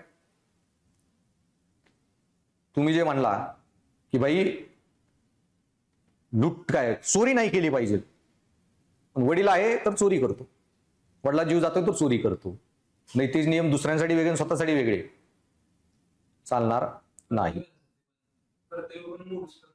कुठलं कर्तव्य? कुठलं कर्तव्य? परिवाराचं कर्तव्य. अर्जुनाचा हाच मुद्दा होता, सगळे प्रश्न येणार आहेत तुमचे. कर्तव्य माझं बायकोप्रती, घरांच्या प्रती आणि समाजाप्रती. मग तुझ्या लॉजिकनुसार हे प्रशासनात कसं लावायचंय ते पुढे कळत जाईल. एकाही सैनिकांनी बॉर्डरवर लढलं नाही पाहिजे, कारण बरे गरीब बायका पोर आहेत, मेलो तर कानात होतील ती. सैनिकाचं कुटुंबाप्रती कर्तव्य आणि सैनिकाचं समाजाप्रती कर्तव्य. सो बाप म्हणून पोरांप्रती कर्तव्य आणि सैनिक म्हणून देशाप्रती, सैनिक म्हणून उच्च कर्तव्य. हेच भगवद्गीतेत कृष्णाने अर्जुनाला सांगितलं. नवरा म्हणून लढाई करायची का नाही, नवरा म्हणून द्रौपदी प्रति कर्तव्य आणि क्षत्रिय म्हणून देशाप्रती कर्तव्य. तर क्षत्रिय म्हणून देशाप्रतीचं जे कर्तव्य ते जास्त महत्वाचं. सो कर्तव्यात जेव्हा आपल्याला बघायचं आहे, कर्तव्यामध्ये पण हायरार्की असतात वेगवेगळ्या. तुमचं समाजाप्रती कर्तव्य आणि तुमचं एखाद्या व्यक्तीप्रती कर्तव्य. आणि हा जो मुद्दा आहे ना आपण बोललो, हे खूप डीप मध्ये पुढे शिकायचं आपल्याला. हे सगळे भीष्म सगळे मारले ना, विश्वास होता. भीष्म असतील काका किंवा लय मान माणूस, शपथ घेतली भीष्मांनी की बाई मी काय त्याला म्हणतात हस्तिनापूरची रक्षा वगैरे करणार. हे सगळ्यांची वैयक्तिक कर्तव्य, माझी शपथ, माझं वचन, माझं हे, माझं ते, कुणाला समाजाचं पडलंच नव्हतं. मग कृष्ण भीष्मांकडे गेले, म्हणले तुम्ही सगळ्यात थोरलेत घरातली, तुम्ही लग्न केलं नाही, तुमची मुलं पुढे आली नाहीत, तुम्ही सिंहासन सोडलं, म्हणून तुमच्या वडिलाची दुसरी बायको, त्याच्यातून जी मुलं जन्माला आली त्यांच्यात पुढे हे तुमचे पंतू आलेले कौरव आणि पांडव, ह्यांची लढाई थांबवायचा सगळ्यात सोपा उपाय, तुम्ही सिंहासनावर बसा, शपथ मोडा, वादविवादच नाही, भांडणच नाही, लढाईच नाही, कितीतरी लाखो लोकांचे जीव वाचतील जे मरणार आहेत ते. भीष्म म्हणले नाही, माझी शपथ. मग तुमची शपथ जास्त महत्वाची का समाजाचं कल्याण जास्त महत्वाचं? मोडा शपथ, जावा नरकात. कृष्ण म्हणले तुम्ही एकटे नरकात गेला काय फरक पडणार आहे, पण एवढे लोकांचे जीव का जावे? समाजाचं कल्याण.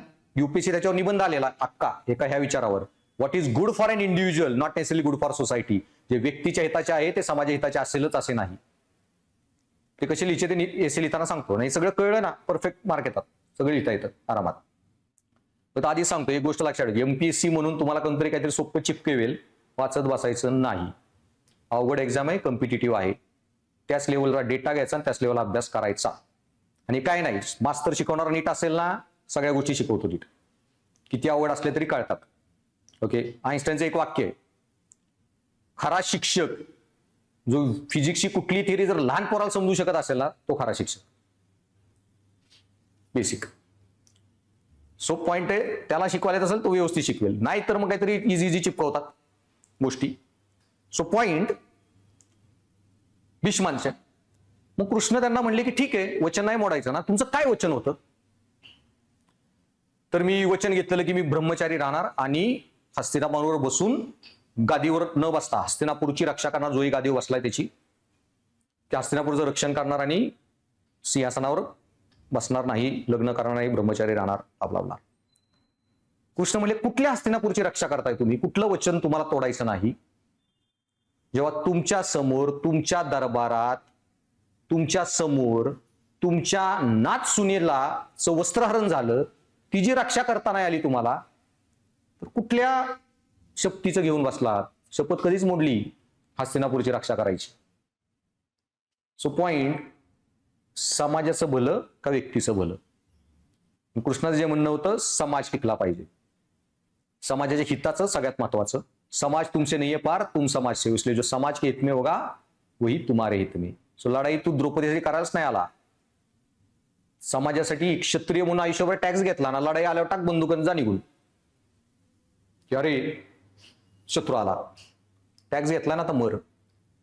पण कर्तव्य करायचंच, सैनिकांनी लढायचंच, प्रत्येकाने त्याचं स्वतःचे हित आणि अनासक्तीने कर्म करायचं. जिंकेल नाही जिंकेल निष्काम, आणि लढता लढता मेलो तरी चालेल अनासक्त, पण हेच माझं काम म्हणून करणे. तर बेसिकली हे कर्तव्यवाद. तसंच होतं तुमचा परिणामवाद. ओके, परिणामवाद जो होता त्याच्यामध्ये परिणामवादाचं काय म्हणते, परिणामावर निर्णय करा. परिणामवादाचं म्हणणं काय होतं की ठीक आहे कर्तव्य करा, पण एखादी गोष्ट करून समाजातलं दुःख वाढत असेल तर बाई ते का करायची? नैतिक. थोडक्यामध्ये पुढं ह्याचे बरेच मी उदाहरण सांगेन वगैरे डिस्कस करता. पण तुम्ही एखाद्या अटॉर्नी आहात, एखाद्या म्हातारा माणसाचं, त्याला कोण बायका पुरं कोण नाहीये, ओके, आणि ते आता खपणार आहे ते म्हातारा माणूस, आणि त्यांनी एक मृत्यूपत्र लिहिलं की मी मेल्यावर माझे पैसे सिंधुताई सपकाळ्यांच्या आश्रमाला द्या, 1001 अनाथ मुलं आहेत, 100 कोटी रुपये माझे दान करा, 1000 मुलांचं कल्याण. पण अचानकच त्याचं मूड चेंज झाला, म्हटलं नाही मला तिकडे नाही द्यायचे. मृत्यूपत्र लिहिलं की मी मेल्यावर माझ्या 100 कोटी रुपयाचा एक पुतळा बनवा सोन्याचा, आणि माझ्या बिल्डिंग मध्ये ठेवा, कुठेतरी म्युझियम मध्ये ठेवा वगैरे, की भाई पेटवा माझे सगळे पैसे, चित्ते मला त्याच्या ठेवून हे करा. मृत्यूपत्र त्याचं. तुम्ही अटॉर्नी आहात, कुणालाच माहित नाही, तुम्ही दुसरी व्हील पण घेऊन आला, त्यांनी सही केली तो मेला रूम मध्ये लगेच, तुम्ही एकटेच आहात. अटॉर्नीच्याकडे 2 मृत्यूपत्र आहे, 2 व्यवसाय आहेत, कुठलं तरी एक जाऊन जाळायचे, शेजारीच चूल पण चालू आहे. तुम्ही काय करायचे? कर्तव्य काय? जी शेवटची इच्छा होती त्याची, पैसे बँकेतनं काढा आणि पेटवून चितेवर त्याला जाळा. पण भाई ती व्हील मी फाडून टाकली, कुणाला काय माहिती? पैसे 1000 कोटी अनाथ पोरांना दिले, 100 कोटीचे, 1000 पण आयुष्याचं कल्याण. भाई समाज एवढं कल्याण होईल, आनंद आनंद, तर मेला, कुणाला घेणं देणे काय आता? सो जर नैतिकतेचा उद्देशच चांगलं करणं आहे, तर मग परिणाम जर चांगले होत असतील तर कर्माला घेणं देणं नाही. कर्मांचा विचार करू नका. प्रत्येकाची आपापली मतं होती. मग परिणामवादामध्ये वेगळे सिद्धांत येतात, वेगळे थिंकर येतात, बेंथॅम, मिल वगैरे. कर्तव्यवादामध्ये तुमचे कांत, गांधी वगैरे. आणि चौथी थिअरी येते मूलभूत अधिकार. नैतिकतेत काही पराग कुणाचे मूलभूत अधिकार व्हायलेट करायचे नाहीत. जॉन लॉक संविधानात जे तुम्ही स्टडी करता. सो हे जे 4 सिद्धांत सांगितले, सद्गुण, परिणामवाद, कर्तव्यवाद, मूलभूत अधिकार. आणि प्रस्थानात एक कसे लावायचे कळेल ना, कारण हा एक टॉपिक आहे ना, हा अख्खा तुमचा काय ऍडमिनिस्ट्रेटिव्ह इथिक्स चा पार्ट आहे पूर्ण. केस स्टडी हेच वापरायचे सगळे सिद्धांत. सो बेसिकली काय आहे मग थोडक्यात, तुम्ही IAS आहात, एका ठिकाणी इलिगल एन्क्रोचमेंट आहे, हटवायची आहे, तुम्ही गेला तिथं हटवायला, JCB घेऊन घरं पाडायला, कळाला रे इथं 400-500 हे म्हातारी कोतारी राहत आहेत, त्यांची पोरं त्यांना सांभाळत नाहीत, अनाथ आहेत, आणि हे पाडले तर सगळे रस्त्यावर येतील. मग कर्तव्य काय? इलिगल एन्क्रोचमेंट हटा. परिणाम काय? एवढं दुःख वाढलं, सगळी 500-600 म्हातारे रस्त्यावर आणली. बाई काय करू मग? कर्तव्य करू का परिणामांकडे बघू? हीच केस स्टडी असते, कुठल्या परिस्थितीत काय करायचं. पण बाई तुम्ही परिणाम नको म्हणून मला नाही एवढी लोक रस्त्यावर कुठे आणू, इलिगल असलं तरी काय फरक पडतोय, आणि तुम्ही ऍक्शन नाही घेतली. झोपला. सकाळी पेपरमध्ये न्यूज आली, लँडस्लाईड झाली, इलिगली घरं बांधलेली तिथं खाली, काही सर्टिफिकेट नव्हतं, प्लॅनिंग नव्हतं, काही नव्हतं. सगळ्या लँडस्लाईडमध्ये सगळी घरं मायनी गावासारखी गेली, सगळी लोक मेली रात्रीच. तुम्हाला तर वाचवायची होती, खांना कुठं रस्त्यावर आणू? स्वर्गच पाठवलं तुम्ही. जर तुम्ही हटवली असती तर जीव बी असले असते का त्यांची आज? परिणामात काय म्हणतो? लोकांचं कल्याण करा. पॉईंट एवढाच आहे ना, परिणाम तुमच्या हातात नाहीत. परिणाम तुम्ही प्रिडिक्ट करू शकत नाही. कृष्णाने अर्जुनाला हेच सांगितलं, परिणामात ठीक आहे, पण बाळा परिणामांवर निर्णय घ्यायला गॅरंटीच नाही ना युद्धात पुढे काय होणार आहे. तुम्हारा अधिकार तुम्हारे बाण संधान पर है, तुम्हारा अधिकार तुम्हारी दृष्टि पर है, उस पंछी पर तुम्हारा कोई अधिकार नहीं. सुभाषचंद्र बोस परिणामवादी होते. मला भारतात स्वातंत्र्य मिळलं पाहिजे, हिटलरची मदत तर फरक पडत नाही. परिणाम भारतात स्वातंत्र्य. गांधी कर्तव्यवाद, कर्म चांगली पाहिजेत. प्रश्न इंग्रजांचा नाहीये. इंग्रज आज आहेत उद्या नाहीत. बाबासाहेब पण कर्तव्यवादी. इंग्रज आज आहेत उद्या नाहीत. इंग्रज 150 वर्षापूर्वी आले. 2000 वर्ष कोण होते इंडियात? इंग्रज होते राज्य करायला. महिलांचं काय केलं मग? सती जाळल्या. दलितांचा काय उद्धार केला कोणी? इंग्रज होते हे करणारे. गांधींना बाबासाहेब सगळ्यांचं हेच म्हणणं होतं. भगतसिंग, गोरा साहब जाएगा काला साहब आएगा, क्या बदलेगा? सिर्फ साहब ही बदलेगा. ब्रिटिश टायगर जाऊन बेंगॉल टायगर, काय फरक पडणार आहे? भाई आपल्याला इंग्रजांशी घेणं देणं नाही. आपल्याला सिस्टीम बदलायची आहे, लोकशाही बदलायची आहे, संविधान आणायचे, कायद्याचा देश घडवायचा आहे. गांधीसाठी परिणाम घेणं देणं होतं. स्वातंत्र्य मिळणे का न मिळणे, मिळो न मिळो, 1000 वर्षांनी मिळो नाही 100 वर्षांनी मिळो, गांधीला स्वातंत्र्याची घेणं देणंच नव्हतं. देश कसा घडवायचा. त्याच्यामुळे भारतीय स्वातंत्र्य संग्रामाला काय म्हणले बिपिन चंद्रा, जे गांधींचं जे म्हणणं होतं, नेशन इन द मेकिंग. स्वातंत्र्याची लढाई नाहीये, हे देश घडवण्याची लढाई आहे. आज आपण जे करतोय तसा देश घडणार आहे. आज इंग्रजांशी पण नैतिकतेने लढवलं ना, परकीयांशी, उद्या भारतीय लोकांशी पण आपण कायद्याने लढू. तलवारी घेऊन रस्त्यावर येणार नाही. 2 लोकांच्या रस्त्यावर जरी भांडणं झाली तर माणसं येण्यात म्हणणार, तलवार काढून लगेच गोळ्या घालतो, तुला कोर्टात बघतो. ही मूल्य देणे, हा देश घडवणे, हे जे केलं गांधी, नेहरू, बाबासाहेब सगळ्यांनी. सो त्यांच्या कर्तव्यावर फोकस होता. त्याचा परिणाम आहे. लय डेंजर थिअरीज आहेत, पुढं खूप मोठमोठे इम्प्लिकेशन आहे. समजून आले की तुम्हाला उत्तर लय भारी लिहितात सगळे विचार. सो ते सिद्धांत आणि मूलभूत अधिकार तर संविधानच आहेत, किती महत्वाचे. सो ह्याच्यामध्ये तुम्हाला मग काय सांगितलं मी, नीतिशास्त्राचे नैतिकतेचे पैलू, 4 पैलू: अनुप्रयुक्त, वर्णनात्मक, नियामक, विश्लेषणात्मक. विश्लेषणात्मक मध्ये पण छोट्या मोठ्या चर्चा आहेत, तर पुढे सांगेन. नियामक मध्ये काय? नियामक नियम, 4 नियम येतात. सद्गुण नीतिशास्त्र, सद्गुणी लोक घडवा प्रशासनात, चांगलं प्रशासन चालेल, समाजात चांगली लोक, चांगला देश चालेल, चांगला समाज. सद्गुण नीतिशास्त्र. सद्गुण मध्ये मग येतात Aristotle, Plato, Socrates, Buddha, Mahavir, बरेच लोक. दुसरी शाखा येते परिणामवाद. परिणामवादात बेंथॅम, मिल, अजून बरीच लोक. कर्तव्यवादात येतात गांधी, भगवद्गीता, कांत, आणि मग येते मूलभूत अधिकार सिद्धांत, जॉन लॉक. हे महत्वाची लोक ऍटलीस्ट शिकायच्या, अजून बरीच लोक आहेत. कळलं? आणि विश्लेषणात्मक नीतिशास्त्र काय म्हणतो? उच्च दर्जाचे प्रश्न. थोडक्यात काय आहे? नियामक नीतिशास्त्र काय म्हणतं? अरे परिणामावर निर्णय घेऊ नको, कर्तव्याने निर्णय घे. सॉरी, कर्तव्यात म्हणतो परिणामावर निर्णय घेऊ नको, कर्तव्यावर घे. मी जे तुम्हाला सांगितलं. कर्तव्यवादी थिंकर तुम्हाला काय सांगेल? मेडिकल शॉप चोरू, लुटू नको, चोरी चुकीची आहे. परिणामात काय म्हणेल? लूट, जीव वाचलाय ना. अरे जीव महत्वाचा काय? एखाद्याची प्रॉपर्टी महत्वाची. 5000 रुपयाचं नुकसान भरता येईल, भरपाई, जीव आणता येईल माघारी. परिणामात काय म्हणते? परिणामावर निर्णय घ्या. ठीक आहे, काही निर्णय घ्या तुम्ही. विश्लेषण नीतिशास्त्र काय म्हणतं? पुढचे प्रश्न, हे करा ते करा नाही. मी नैतिक का वागू? नैतिक वागण्याचे फायदे काय? जर देव माणसाला नैतिकतेवर पारखत नसेल तर माणसाने नैतिक का वागावे? मॅक्झिमम लोक नैतिक का वागतायत? मेलं नरक नको.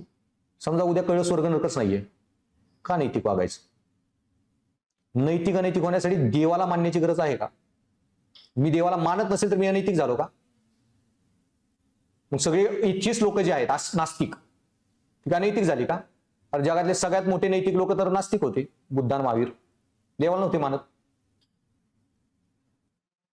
मग देवाला मानण्याची गरज आहे का? हे उच्च दर्जाचे प्रश्न म्हणजे काय? विश्लेषणात्मक नीतिशास्त्र. त्या सगळ्या ओपन एंडेड चर्चा अशा. नैतिक का वागावे? नैतिक वागण्याचे काय फायदे आहेत का? फायदे आहेत म्हणून वागायचं का एखादी गोष्ट नैतिकच आहे म्हणून वागायची? खूप डीप आहे त्याच्या चर्चा. जस्ट सांगायला तुम्हाला ब्रेन टीजर अजून एक. कृष्ण जे लढले ना, सॉरी भगवद्गीता हे केली, त्या अर्जुन म्हणतो मी का कर्म करू, एवढी पाप का करू, एवढा विध्वंस का करू, मला योग्य वाटना, फायदे नुकसान सगळं तो विचार करायला लागला. कृष्णजी म्हणले जय पराजय, मान अपमान, मृत्यू मृत्यू सगळे विसरतो. कृष्ण काय म्हणले, तू काय घेऊन बसलाय, तुझी बायको नाही, घरातली लोक वगैरे, तुला युद्ध करायचंय, मी त्रिलोकचा स्वामी, मी सृष्टी निर्माण केली, ज्या माणसाने सृष्टी निर्माण केली त्यासाठी युद्ध करणं किती फालतू कर्म आहे. कर्म करायची लेवल पण नाहीये गोष्ट. तरी पण मी तू म्हणला म्हणून सारथी बनून माझं काम करतोय. कर्मातून देवांना पण मुक्ती नाही. मग मी सारथी असून पण काम करतोय ना माझं, मला काय फायदा तोटा? लढाई जिंकलं कोण, हारलं कोण? हे तर कर्म माझ्या करण्याच्या लायकीचं पण नाही. तरी पण मी करतोय. फायदा तोटा असो नसो, नैतिक वागाच, कारण ते नैतिक आहे. That's it. एखाद्या गोष्टीतून फायदा येतो म्हणून करत असताना ती नैतिकताच नाही. ती गोष्टच बरोबर आहे म्हणून करता, तीच नैतिकता. सो नॉनव्हेज ह्याच्यासाठी खात नाही की मला देव नरकात पाठवेल. नॉनव्हेज ह्याच्यासाठी खाऊ नका, बाई प्राण्याचा जीव घेणं चुकीचं आहे. मी एखादा जीवच नाही घेतला पाहिजे, ही खरी नैतिकता. तो हे उच्च दर्जाचे प्रश्न. मी नैतिक का वागू? नैतिक वागण्याचे काय फायदे आहेत का? फायदे तर नको वागू का? नैतिकता देवाकडून येते का? देवाला मानत नसेल तर मी अनैतिक झालो का? हे सगळे म्हणजे तुमचे विश्लेषणात्मक नीतिशास्त्र. आणि हा जो पहिला टॉपिक आहे ना सिलेबसचा, हा सगळा म्हणजे त्या विश्लेषणात्मक मधल्या चर्चा आहेत थोड्याफार. मग हा टॉपिक आहे सी, नैतिकतेमध्ये योग्य काय अयोग्य काय. नैतिकतेत योग्य अयोग्य काय? नियामक नीतिशास्त्र. नैतिकच का वागू? उच्च दर्जाचे प्रश्न म्हणजे काय? विश्लेषणात्मक. सो नैतिकतेत हे नको वागू, या नैतिक आहे. चोरी करू नका, नैतिक आहे. ठीक आहे, नियम झाला. पण भाई त्याच्या अगोदर उच्च दर्जाचा प्रश्न म्हणजे काय? नैतिकता आपण कुठून शिकतो? ठीक आहे, नैतिक अनैतिक पुढची गोष्ट झाली ना. नैतिकता शिकू शकतो का? नैतिक विकास होऊ शकतो का? हे प्रश्न पहिले महत्वाचे. नैतिकता शिकवता येते का? शिकवताच नाही आले तर नैतिक अनैतिक चर्चा करून फायदा काय? सो नैतिकता शिकवू शकतो का? आणि हाच तुमचा पहिला टॉपिक आहे, नीतिशास्त्र आणि मानवी संवाद. नीतिशास्त्राचा विकास होतो कुठून? मानवी संवाद. कोणी जन्मजात नैतिकता घेऊन येत नाही. नैतिकता आपण कुठून शिकतो? समाजाकडून. नैतिकता बदलता येते का? हे सगळे जे चर्चा आहेत. सो मग पहिला टॉपिक आहे तुमचा, मानवी कृतीत नीतिमत्तेचे सार. नीतिमत्तेचे सार म्हणजे काय? की नीतिशास्त्र म्हणजे काय, नीतिमत्ता म्हणजे काय, नैतिक अनैतिक असल्या चर्चा. नीतिशास्त्र विषय काय, कुठून शिकतो, शिकवता येते का, समाज नीतीला बदलू शकतो का आपण, वाल्याचा मालविकी होऊ शकतो का, हे जे सगळे टॉपिक ह्या डिबेट म्हणजे नीतिमत्तेचे सार. देन निर्धारक. निर्धारक म्हणजे काय? की एखाद्या ठिकाणी नैतिकतेमध्ये निर्धारक म्हणजे की कुठली गोष्ट करताना निर्धारक, की तुमची कृती नैतिक अनैतिक कशी ठरवायची. निर्धारक. मगाशी काय सांगितलं? नैतिकता परिणामात असते एक निर्धारक, कृतीत असते एक निर्धारक. सो नियामक नीतिशास्त्र ह्याच्या चर्चा आहेत ना, ते म्हणजे नीतिशास्त्राचे निर्धारक. परिणाम पण विश्लेषणात्मक नीतिशास्त्राचा भाग येतो. नैतिकतेत मी नैतिक वागतो, पण परिणाम, फायदे काय मला? का वागू मी नैतिक? नैतिक वागण्याचे परिणाम काय, फायदे काय, तोटे काय? आता एक हिलेरियस नाटक आहे, तुम्ही नसेल बघितलं, कारण मी लहान असताना ते नाटक आलेलं, जादा कदाचित. महाभारतावर थोडं कॉमेडी नाटक बनवले त्यांनी, म्हणजे भारी नाटक होतं ते. तर त्याच्यात भीम कृष्णांना एक प्रश्न विचारतो की सत्याचा विजय, आपण म्हणतो ना शेवटी सत्याचा विजय होतो, तो प्रश्न उलटा करतो. तो कृष्ण म्हणतो सत्याचा विजय नेहमी शेवटीच का होतो? कौरव बघा, सगळा नालायकपणा करून आयुष्यभर राज्य केलं आणि म्हातारपणी 85-90 मध्ये मेली. हे सगळी म्हातारी वय होतं. अर्जुन बिर्जुन त्यांची काय त्याला म्हणतात, नातू पण लढली लढाईत.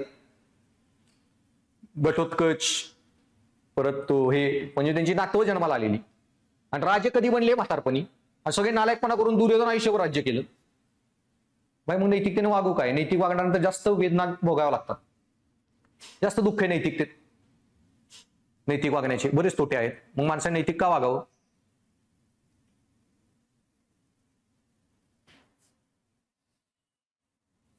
सो हे जे डिस्कशन फायदे तोटे आहेत हे सगळे येतात विश्लेषणात्मक नीतिशास्त्रात. नैतिकता बदलली जाऊ शकते का? त्याच्यामध्ये जस्ट एक सांगायला स्टोरी, मग पुढल्या स्टोऱ्या सांगेन. अंगुलीमाल, बुद्धिझम मध्ये सगळ्यात भारी स्टोरी. काय होता अंगुलीमाल? कोण माहिती?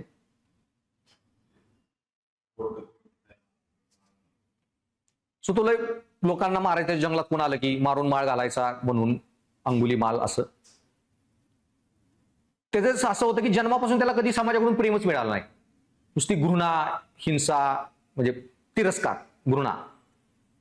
आई वडिलांकडून प्रेम नाही, समाजाकडून नाही. तो सगळं वैतागून समाजाला निघून जंगलात गेला. माणसं आली की मर्डर, माझ्या जंगलात यायचं नाही कोणी. एक दिवशी एक माणूस मारला, ती बाई रडत आली बुद्धांकडं. बुद्धांनी आधीपासून ऐकले त्याचा हे विध्वंस किंवा हिंसा, आणि बुद्धा उठले, त्या जंगलात गेले चालत. बुद्ध आपल्या जंगलात चालले, हा बघतोय बाकी लोक जंगलात यायला भीची, माणूस असा चालत येतोय. त्याला वाटलं एवढा कसा निर्भयपणे येतोय, मागं कोण मिलिटरी आहे का मला पकडायला? बऱ्याच राज्यांनी अवॉर्ड ठेवलेले बुद्धांवर, सॉरी अंगुलीमालवर. म्हणून बऱ्याच वेळ बघितलं बुद्धा येतात, मागं कोण सैनिक नाही, काय नाही. बरं बुद्धांनी शरीरावर कपडे, त्याच्यात कुठलं काय हत्यार बित्यार ठेवलंय का? अंगावर कुठलं हत्यार पण नाही त्या माणसाच्या. त्याला कळलं नाही कसं काय येतोय चालत. मग पाक डीप जंगलात आल्यावर मारो ह्याला म्हणून मग बुद्धा एकदम डीप जंगलात गेले की कुऱ्हाड घेऊन धावून बुद्धावर मारायला गेला. सगळी माणसं जीव वाचला ओरडत पळायचे इकडं तिकडं धावत पळत. बुद्धा शांत, काही भीती नाही, काय नाही, काय नाही, एकदम स्थिर हसत त्याकडे बघत होते. त्याला कन्फ्युज झाला, रे काय प्रकार आहे? म्हणला तर बोलून मारू मग ह्या माणसाला. आणि विचारलं कोण आहे तू, माझ्या जंगलात का आला, कसं काय?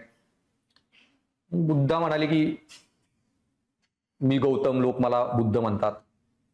तिने ऐकलेलं, आता मेलेल्या एखाद्या माणसाने म्हणला तर अरे गौतम बुद्धांचं नाव घेतलं असेल. मग तो म्हणलं आप वही हो क्या जिसे लोग भगवान बुद्ध बोलते? बुद्ध हसले. मग म्हणलं काय आहे इथं, कशाला आलेलं आहे माझ्या जंगलात, काय घ्यायला? बुद्धा एकदम प्रेमाने की चल बाळा, तुला घ्यायला आलोय, न्यायला आलोय वगैरे. जे बुद्धाचे आपण म्हणतो ना 3 पर्सनॅलिटीच्या बाजू, ज्या अजिंठामध्ये पेंटिंग आहेत, पद्मपाणी, वज्रपाणी आणि मंजुश्री. पद्मपाणी म्हणजे बुद्धाचं कमळ पकडलेला बुद्धा, की करुणाभाव. वज्रपाणी म्हणजे बुद्धाची शक्ती, आणि मंजुश्री म्हणजे बुद्धांची बुद्धी. ते बोधिसत्व म्हणतात 3. पद्मपाणी हे तसं बुद्धा एकदम प्रेमाने वगैरे, म्हणजे तुम्ही असं तुकाराम महाराजांसारखा माणूस, कुणाचा कधी घृणा वगैरेच न करणारा, शांत स्वभावी, प्रेमळ वगैरे असा माणूस. सो ते काय म्हणतात, तसं त्याला जिंदगीत कुणी वागवलंच नव्हतं.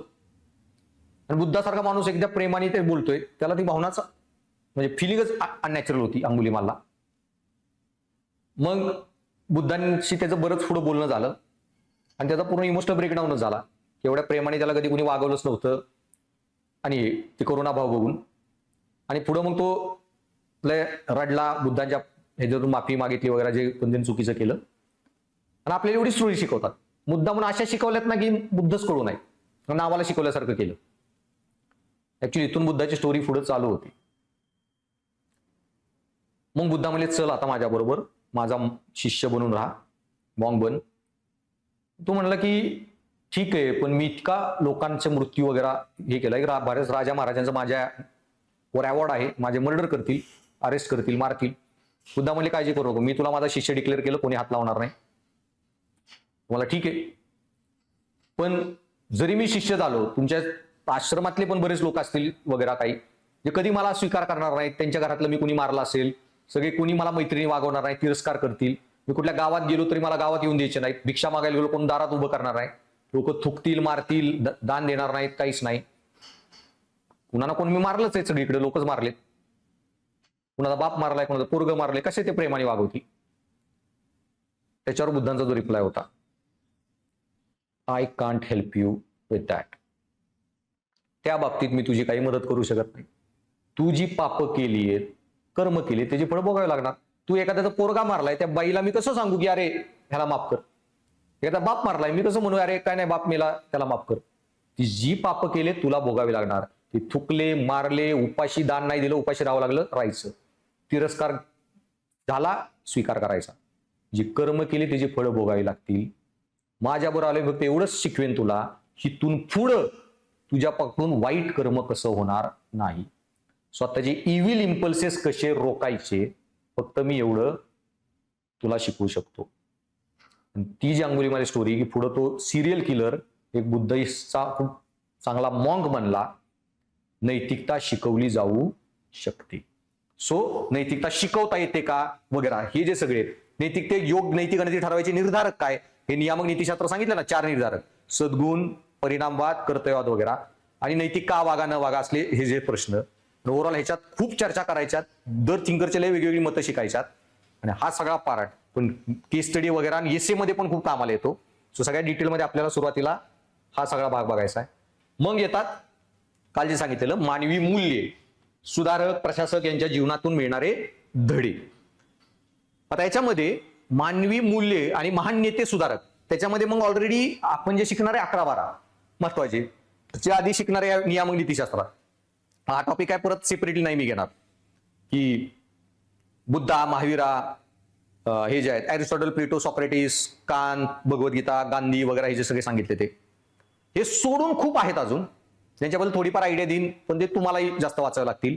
की विवेकानंद, स्वामी दयानंद सरस्वती, महाराष्ट्राच्या अँगलनी मग महात्मा फुले, सावित्रीबाई फुले, अहिल्याबाई, बरेच सुधारक नेते वगैरे, अब्दुल कलाम वगैरे. आता खूप मोठी लिस्ट आहे, त्यात मग महत्वाचे आणि महाराष्ट्राच्या दृष्टीने जे महत्वाचे ते तर तुम्हाला करावेच लागणार. महात्मा फुले, सावित्रीबाई फुले, परत हे जे काय चालतात संत परंपरा सगळी, तुकाराम महाराज, ज्ञानेश्वर महाराज, नामदेव महाराज, एकनाथ महाराज, त्यांच्याबद्दलचे थोडेफार वेदांतातले जे काही लोक आहेत त्यांचे, समर्थ रामदास, नाथ संप्रदाय, महानुभव पंथातली काही लोक, ते तत्वज्ञानी.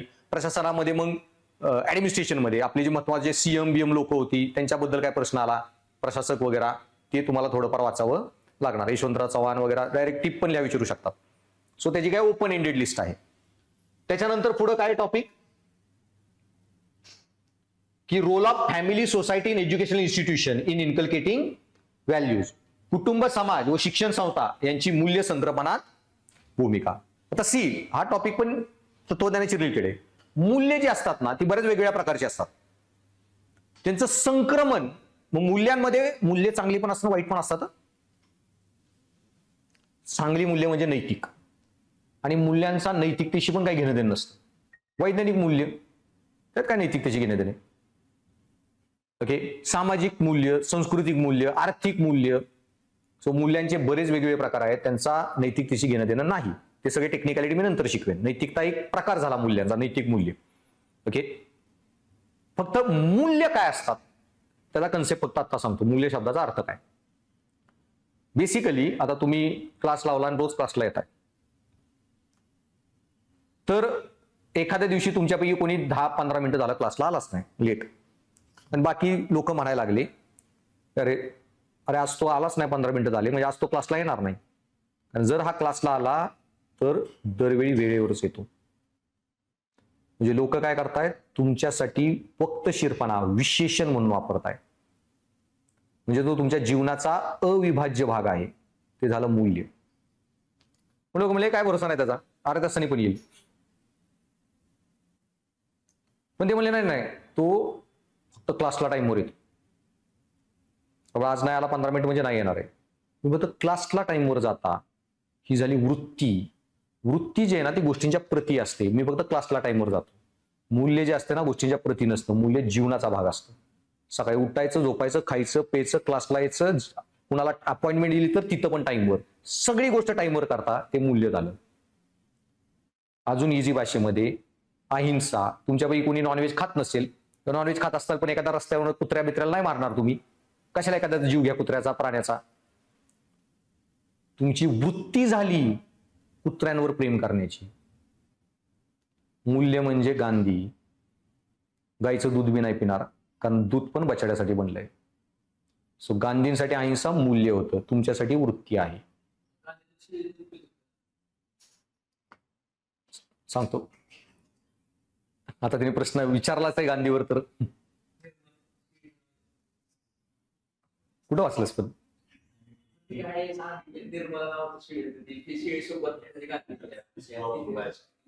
सो हिस्ट्री काय ऑप्शनल आहे? हिस्ट्री ऑप्शनल मध्ये हे कशा शिकवलं तुला?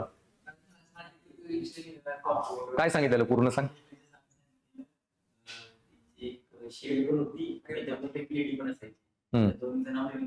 ओके.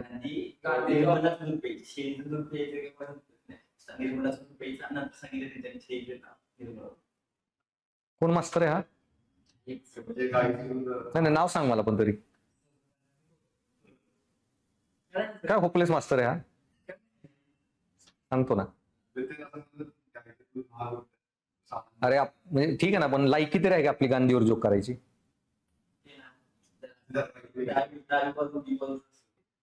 कोणी असला ना, G20 मध्ये आता बघितलं ना, 20 देशाचे लोक गेलते. 20 देशातले 20 विचारसरणीचे. रशिया साम्यवादी, अमेरिका भांडवलवादी, सगळे 20 टोकाची आयडियोलॉजी लोक आहेत. शेवटी सगळीच्या सगळी एकाच माणसापुढे वागली. जगातला एकमेव माणूस आहे ज्याच्यात इतक्या वेगळ्या विचारसरणीचे लोक येऊन वाकू शकतात. एकमेव जागा अख्ख्या जगात.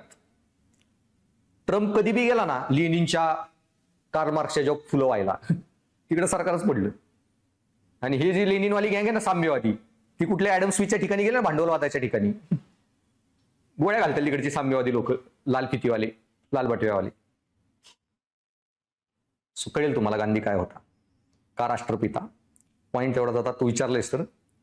सो गांधी गाईचं बी दूध प्यायचे नाही. 42च्या आसपास त्यांना लय प्रोटीन डिफिशियन्सीमुळे आजार झाला. असा आजार की बरंच होऊ शकत नाही जर प्रोटीन वगैरे नाही खाल्लं, दूध वगैरे नाही घेतलं तर. गांधींनी तरी पण नाही पिलं. तेव्हा एका डॉक्टरनी अभ्यास करून गांधीला एक रिसर्च दिला की शेळीचं दूध प्या, कारण शेळी एवढं दूध प्रोड्यूस करते की ते दूध ज्या बछड्याला जे लागतं त्याच्यापेक्षा जास्त असतं. गाईचं दूध कसं करतो आपण, बछड्याला लांब ठेवतो ना बांधून, फक्त त्याला शेजारी बांधून ठेवायचं. काय काय विकृत किती करतात गोष्टी, की ते पिल्लू मारायचं, त्याचा ते हे करायचा, काय आपण म्हणतो त्याला, भुसा भरून हे करायचं, आणि ते पिल्लू तिथे ठेवून आपण स्वतः दूध काढायचं. सो गांधी की बाई ते दूध बछड्यासाठी, माझ्यासाठी नाही बनलं, प्यायचे नाहीत, पण बाई शेळीचं इतकं दूध आहे की ती बछड्याला पुरून उरतं. सो तुम्ही हिंसा कुठली करत नाही. आणि ते गेल्यावर गांधी शेळीचं दूध प्यायला लागले. आणि त्याच्यानंतर आला 1942चा क्विट इंडिया मुवमेंट, आणि ती लॉन्च करायला गांधी आले पुण्याच्या रेल्वे स्टेशनवर. कस्तुरबा गांधी बाकी सगळी गँग. गांधी आता लय लार्जर दॅन लाईफ होते. टाइम्स मॅगझिनच्या 1930 टाइम्स मॅगझिनच्या फ्रंट पेजवर गांधीचा फोटो होता, मॅन ऑफ द इयर म्हणून. PMBM काय राऊंड टेबल कॉन्फरन्सला सगळ्या त्यांचा कॅबिनेट गांधी पुढे बसलेली. सो आता गांधीला असंही अरेस्ट करू शकत नाही, म्हणून मग तिथं आले IAS IPS पुण्यातला. त्या गांधीला क्विट इंडिया काय करणार असेल तर आगा खान पॅलेसमध्ये हाऊस अरेस्टमध्ये ठेवा. मग त्यांनी येऊन गांधीला विचारलं की mister Gandhi, what do you intend to speak, काय बोलणार आहात सभेत? गांधींनी आपलं विमसिकल उत्तर दिलं. गांधी म्हणाले, I intend to speak on benefit of goat milk to human health. शेळीच्या दुधाचे आरोग्यास फायदे याच्यावर बोलणार आहे, आणि जर वेळ मिळाला तर क्विट इंडिया मुवमेंट बद्दल बोलणार आहे. मग तुम्हाला I am sorry mister Gandhi, I have to arrest you, आणि आगा खान पॅलेसवर घेऊन जाणार तुम्हाला. मग तो कस्तुरबाजींना कशाला जेलमध्ये, तिथं म्हणजे हाऊस अरेस्टला. मग तो कस्तुरबाजींना म्हणला की तुमच्यासाठी दुसरी सोय केली, पुण्याचा कमिशनर. मग कस्तुरबाजी म्हणल्या की in absence of my husband I intend to speak on benefit of goat milk to human health, आणि time permits on question of India's independence. मला तुम्ही बी चला. मग पुढे आले त्यांचा PA महादेव देसाई, त्यांनी बी सेम वाक्य. हळूहळू बाकीचे सगळे कार्यकर्ते सेम वाक्य, सगळी आगा खान पॅलेसला. सो ही स्टोरी होती शेळीच्या दुधाची. सो गांधीसाठी अहिंसा, माय लाईफ इज माय मेसेज, ते झालं मूल्य. सो तुम्ही एखाद्या माणसाचं जेव्हा नाव घेताना आणि तुम्हाला त्याच्याबद्दल एखादं विशेषण आठवलं तर ते त्याचं मूल्य. बुद्धा म्हणलं की बुद्धत्व, आंबेडकर म्हणलं की न्याय. हे मूल्य जर एखाद्या माणसाबद्दल विशेषण आठवलं ना, म्हणजे त्यांनी तसं जीवन जगलं की त्यांच्या नावाशी ती गोष्ट जोडली गेली तरच ती बनते मूल्य. कळालं? आता मग ही मूल्य वेगवेगळ्या प्रकारची असू शकतात, धार्मिक, अधार्मिक, वैज्ञानिक किंवा नैतिक. पण कुठल्याही प्रकारची मूल्य तुम्ही कुठून शिकता? समाज, शैक्षणिक संस्था आणि कुटुंब वगैरे. पण मी काय सांगितले, तीनच गोष्टी आहेत. मी क्लासमध्ये 15-20 ह्याला म्हणतात सामाजिकीकरण करणारे घटक, सोशलायझिंग एजंट्स, ज्यांची भूमिका शिकवणार आहे. त्याच्यामध्ये मग काय सांगतात, सामाजिकरणामध्ये एकतर तुमची बायोलॉजी पण येते मूल्यांमध्ये. मूल्य शिकायला पण बायोलॉजी लागते. ज्याच्याकडे बुद्धीच नाही ना तो मूल्य शिकू शकत नाही. IQच नाही. ऑटिझम, डाऊन सिंड्रोमची मुलं आहेत, ओके, ते कधीच नैतिकता वगैरे कुठल्याच गोष्टी शिकू शकत नाही. जर बुद्धीचा विकास नाही झाला, तुम्हाला बुद्धी लागते थोडीफार. कुटुंब, आई वडील, त्यांच्याकडून शिकतो बरीच मूल्य. एक नवऱ्याने बायकोशी कसं वागावं आणि बायकोने नवऱ्याशी कसं वागावं तुम्हाला कोणी ट्रेनिंग देतं काय? कुठली पुस्तक वाचून शिकता तुम्ही लग्नाच्या आधी. लहानपणापासून माझे वडील माझ्या आईशी कसे वागले, आई कशी वडिलांशी वागली. अनुकरणात्मक शिक्षण, त्याच्यामध्ये मूल्य शिक्षणाच्या वेगळ्या पद्धती आहेत. त्याला म्हणतात अनुकरणात्मक शिक्षण, इमिटेशन लर्निंग. ते शिकवेन पुढे. तसं मग तुमचं इथं मित्रमंडळी, त्यांचा प्रभाव, सामाजिक माध्यमे, पिक्चर कुठले वागता, तंत्रज्ञान, पुस्तकं कुठले वाचता, रोल मॉडेल, आदर्श व्यक्तिमत्व कोण, समाज, संस्कृती, धर्म, संविधान, कायदे, प्रशासन, भौगोलिक परिस्थिती. अरे हिंदू धर्म जर तिकडं जन्माला आला असता, मे बी युरोप वगैरे, खायलाच काय नाही, मिडल ईस्ट, शेतीच होऊ शकत नाही, नॉनव्हेज खावंच लागणार आहे. भौगोलिक परिस्थिती पण तुमची मूल्य ठरवतं. इंडियामध्ये खूप व्हेजिटेरियन अवेलेबल आहे, तिकडं नाहीच तर करणार काय, नॉनव्हेज खावंच लागेल. तिकडे एवढी थंडी, शेतीच होऊ शकत नाही, बर्फात फक्त मासेच आहेत खायला. भौगोलिक परिस्थिती, आर्थिक परिस्थिती. एखाद्या कंपनीत काम करताय, टाटा वगैरे, Tata code of conduct, Maharashtra सरकारसाठी काम करताय, Maharashtra civil service code of conduct rule, हे सगळे जे कंडक्ट रूल्स आहेत त्या संस्थेत काम करताय, संस्था पण तुमची नीतिमूल्य ठरवणार आहे. तर असे 20-22 घटक आपल्याला बघायचे डिटेलमध्ये. तंत्रज्ञान, ते मूल्य ठरवतंय तुमचं. सो तेव्हा सांगेन, सो नुसतं सिलेबसच्या अँगलनी जायचं नाही. त्यावेळी मी तुम्हाला बऱ्याच ह्या सगळ्यांचे प्रभाव आणि उत्तरात ते लिहिचे, ते जास्त प्रभावी आहेत नीतिमूल्य शेप करायला. मग येतं तुमचं वृत्ती चॅप्टर, जे मूल्य आणि वृत्ती मी याच्यासाठी सांगितला फरक, की वृत्ती. आणि वृत्तीमध्ये काय आहे, की वृत्तीच्या सामग्री, रचना, कार्य, वृत्तींचा प्रभाव आणि वृत्तींचा विचार आणि वर्तन याच्याशी संबंध. सो वृत्तीची सामग्री, रचना, कार्य म्हणजे काय, की वृत्ती, आता हे टेक्निकल पार्ट आहेत, आता जास्त सांगत नाही, की वृत्ती कशाच्या बनलेल्या आहेत. तर वृत्ती जे असते ना, त्याच्यामध्ये एक थिअरी येते ABC model, affection, behaviour, cognition. So वृत्तीमध्ये 3 गोष्टी येतात. अफेक्शन म्हणजे भावना, कॉग्निशन म्हणजे विचार, आणि बिहेवियरल टेंडन्सी, वर्तन करण्याची प्रवृत्ती. आणि या तिन्ही गोष्टी एकत्र बनवतात तुमच्या वृत्ती. सो बेसिकली वृत्ती म्हणजे काय, तर विद्यापालन. मी काय सांगितलं, वृत्ती कशाच्या गोष्टींच्या प्रती असतात, मूल्य ही जीवनाचा भाग असतात. सो मला विद्यापालन आवडते. वृत्ती, तो वृत्तीचे 3 घटक काय, विद्यापालनचा पिक्चर बघितला, कहाणी बिहानी, खतरनाक acting, she is the best actor, actress, विचार, कॉग्निशन, तिचे फोटो बिटो बघितला, तिची ऍक्टिंग बघितली, फील्स गुड, भावना, तिचा कुठला पिक्चर आला बघायला जाणारच, वर्तन करण्याची प्रवृत्ती. 3 एकत्र बनली वृत्ती. तसं वृत्तीचा कार्य, आपण वृत्ती का विकसित करतो, त्याची 4 कार्य आहेत. थोडा टेक्निकल पार्ट आहे, ते नंतर सांगेन. उपयुक्ततावादी कार्य, देन तुमचं ज्ञानात्मक कार्य, स्व अभिव्यक्ती कार्य आणि अहरक्षण कार्य. So utilitarian function, knowledge function, self expressive function, ego defensive. Katz म्हणून एक थिंकर आहे, त्यांनी ही थिअरी दिलेली. त्या प्रॉपर थिअरी आहेत मानसशास्त्रात, स्वतःचं डोकं लावायचं नाही. ओके, स्वतः मानसशास्त्र, तत्वज्ञानात स्वतःला तत्वज्ञानी मानवायचं नाही, शिकायचं नाही. अजून महत्वाचा डिस्क्लेमर सांगायचा राहून गेला, की उत्तर लिहिताना, प्रश्न लिहिताना तुमच्या पेपरमध्ये इतके लिजंड लोक शिकणार आहे ना आपण, सांगितलं ना, गांधी, नेहरू, पटेल, आंबेडकर, ऍरिस्टॉटल, प्लेटो, सॉक्रेटिस. सो गांधीचे चुकीचे असू शकतात, पण म्हणायला तुम्ही बाबासाहेब पाहिजे, कळलं? बाबासाहेब चुकीचे असू शकतात, म्हणायला तुम्ही नेहरू पाहिजे. आणि बुद्धा चुकीचे असू शकतात, म्हणायला तुम्ही महावीर पाहिजे. आणि महावीर चुकीचे असू शकतात, हे म्हणायला तुम्ही बुद्धा पाहिजे. माझ्या मते कुठेही पेपरमध्ये आणायचं नाही. ह्याच नाही सगळ्याच. 1857चा उठाव पहिलं स्वातंत्र्य संग्राम होता का? माझ्या मते 1857चा उठाव. History optional. तुमच्या मताची घेणं देणं नाही. तुम्ही इथले तज्ज्ञ नाही आहात रिसर्च करायला. बिपिनचंद्रांच्या मते, रामचंद्र गुहांच्या मते, रोमिला थापरच्या मते. कळलं? सगळीकडं इकडे बी स्वतःचं तत्वज्ञान लिहायचं नाही, तत्वज्ञानी स्वतःला समजायचंच नाही. Clear cut. ह्यांनी जे विचार दिले त्याच्यातूनच सगळी उत्तरं द्यायची दृष्टिकोनातून. सो सेम पॉइंट एवढाच आहे. उद्या तुमची पोस्ट निघाली, प्रशासनामध्ये आहात, फडणवीस साहेब भारताचा निर्णय, महाराष्ट्राचा भविष्य, स्वतःच्या पक्षाचं भविष्य, स्वतःचं भविष्य ह्याच्यावर नाही ठरवणार आहे की तुमचं काय मत आहे. कळलं? तुम्हाला फक्त प्रश्न चालवायचे, तुम्ही एक्सपर्ट नाही आहे त्या विषयातली. सो एमपीएससीकडे लय ज्ञान आहे एक्झाम कंडक्ट करायचं, पण सिलेबस बदलायचा का नाही बदलायचा एमपीएससी नाही ठरवलं. कुणी ठरवलं? दळवी आयोग. दळवी आयोगात एमपीएससी लोक नव्हती. कोण होती?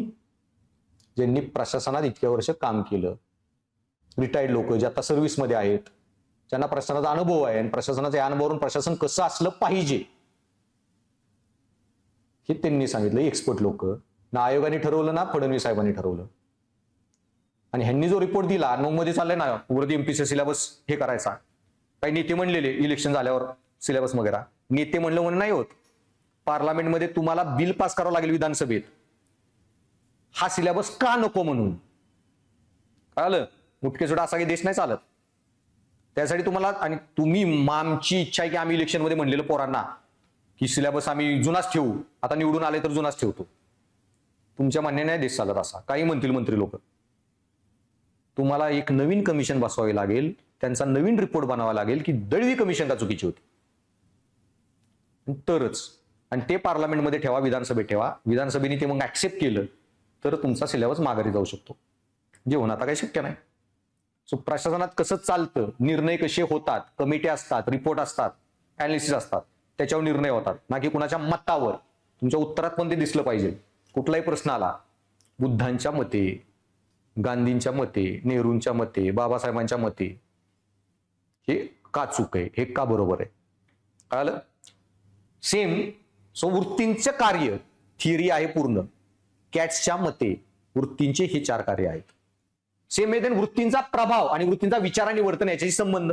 हा टॉपिक काय आहे, काय आहे विचार करा. काय आहे तो नंतर सांगेल. तुमच्यापैकी कोणाला वाटतं का अस्वच्छता खूप चांगली आहे, देशामध्ये अस्वच्छता पाहिजे?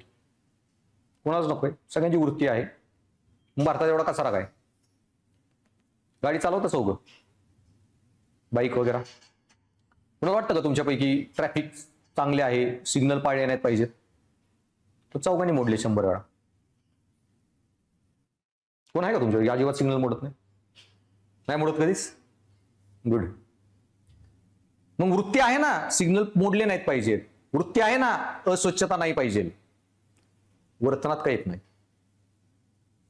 आणि हाच टॉपिक शिकायचा आहे. कारण उद्या प्रश्न गेला तुम्हाला कळलं पाहिजे, लोकांच्या डोक्यात तर आहे वृत्तीत कसं आणायचं. वृत्तींचा विचार आणि वर्तन यांच्याशी प्रभाव. विचाराशी संबंध काय मी आता सांगितलं थोडक्यात. वृत्ती कशाच्या बनल्यात? ABC. सी काय? कॉग्निशन म्हणजे विचार. विचार आले, विचार आणि वर्तन. वृत्तीचा विचार काय आहे? एक भाग आहे, घटक आहे. विचारांना जोडल्या भावना आणि विचारांना जोडलं तिसरा घटक आहे वर्तनाबद्दलची प्रवृत्ती. ऍक्च्युअल वर्तन नाहीये ते. वृत्तीमध्ये विचार आहे, भावना आहे, वर्तनाची प्रवृत्ती आहे. ती प्रवृत्ती वर्तनात आली पाहिजे. ती एका येत नाही, त्याच्या प्रॉपर थिअरी आहेत. आणि विषय एवढाच आहे, सगळ्यांना माहिती आहे ना सिगरेट ओढणे कॅन्सर होऊ शकतो. फोटो बी दिसतात सिगरेट पाकिटवर, तरी का ओढतात? वृत्ती तर आहे, अरे चुकीचं आहे, नाही पिलं पाहिजे, सगळी शाणी लोक आहेत, तरी का ओढतात? वृत्ती असून वर्तनात काय येत नाही? दुसऱ्याचा फोटो बघून नाही ना फरक पडत, एवढा फील नाहीये त्याच्यात.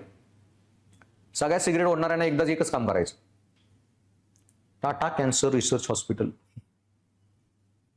मंगेशकर हॉस्पिटल, तिथं जे आयसीयू मध्ये लोक आहेत ना आणि वाटच बघतात 1-2 दिवसांनी खपण्याची, टर्मिनल येईल, कॅन्सरची लास्ट स्टेजमध्ये आहेत, तिथं पाठवायची सगळी लोक. कशाला? भेटा त्यांना, एक दिवस तिथं ड्युटी करायची, चर्चा करा त्यांच्याशी. कसे सुट्टे मारत होते आणि असे कसे मारतायत. आता जो अनुभव येईल ना, सिगरेट ज्यादा सुटणार. तो तुमची वृत्ती निर्माण कुठून झाली आहे, ती किती स्ट्रॉंग आहे, बरेच घटक येतात. त्याचा वर्तनाशी संबंध, प्रॉपर थिअरीज आहेत त्याच्यात पण 8-10 ते शिकवेन पॉइंटर्स. आणि मग त्यांनी काय सांगितले, वृत्तीचे प्रकार त्यांनी 2 सांगितले, नैतिक वृत्ती आणि राजकीय वृत्ती. आणि मी काय सांगितलं, वृत्ती गोष्टी संदर्भात असते. वृत्ती तुमचं मूल्य बनू शकते जीवनाचं. वृत्ती मूल्य सेमच आहेत, फक्त वृत्ती कशाची प्रती आहे. मी नॉनव्हेज खात नाही, अहिंसावादी माझी वृत्ती झाली नॉनव्हेज प्रती. गांधीची प्रत्येक गोष्टीत गांधीसाठी अहिंसा मूल्य होतं. तसं वृत्तींचे बरेच प्रकार आहेत. इथं 2च दिले सिलेबसमध्ये, मी 13 शिकवेन तुम्हाला. नैतिक वृत्ती, राजकीय वृत्ती, वैज्ञानिक वृत्ती, सामाजिक वृत्ती, सांस्कृतिक वृत्ती, तुमच्या धार्मिक वृत्ती, तुमच्या काय म्हणतात देशाच्या वृत्ती असतात, सत्यमेव जयते वगैरे.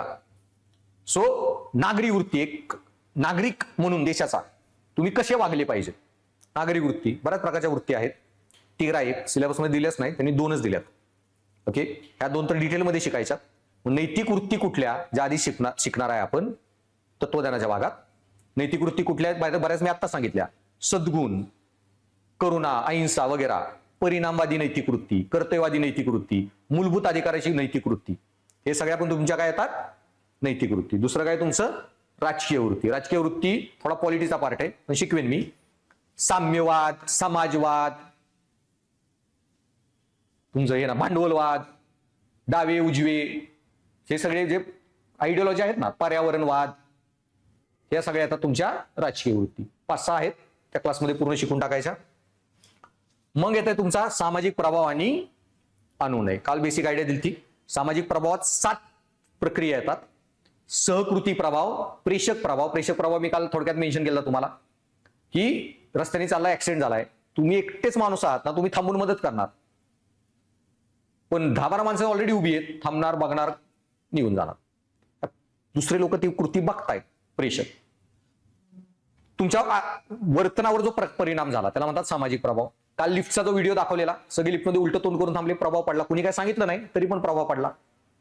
सेम वे तुम्ही आता मला काय सांगत नाही, नुसतं लेक्चर ऐकताय. आज जर तुम्ही क्लासमध्ये नसताना, मी ऑनलाईन फक्त लेक्चर घेतोय, एवढं डिटेलमध्ये सांगितलं नसतं, तुमच्याशी एवढं इंटरॅक्शन केलं, तुमचे उत्तर विचारले, काहीच केलं नसतं. होऊ शकत नाही एवढं. ऑनलाईन शिकवताना ऑटोमॅटिक शिकवण्याच्या ॲबिलिटीवर कमी प्रभाव पडतो. त्यामुळे ऑनलाईन बॅचमध्ये माझ्या पण इतिक्षा ज्या ऑनलाईन बॅच आहेत, कधी पण पोरांना सांगतो ऑफलाईन करा, जास्त इंटरॅक्शन होतं, जास्त डिबेट होते. ऑनलाईन मध्ये मी कॅमेराला शिकवत असतो, ते प्रभावीच होत नाही तेवढं. सो कोण आहे का नाही प्रेषक, त्याच्यावर पण शिक्षकाच्या शिकवण्यावर परिणाम पडतो. हे झाला प्रेषक प्रभाव. ओके, त्यानंतर मग अजून 5 प्रोसेसेस येतात. सहकृती, प्रेषक, अनुरूपता, अनुपालन, आज्ञापालन, भावनिक ओळख, आंतरिकीकरण. 7 पूर्ण वेगळ्या आहेत.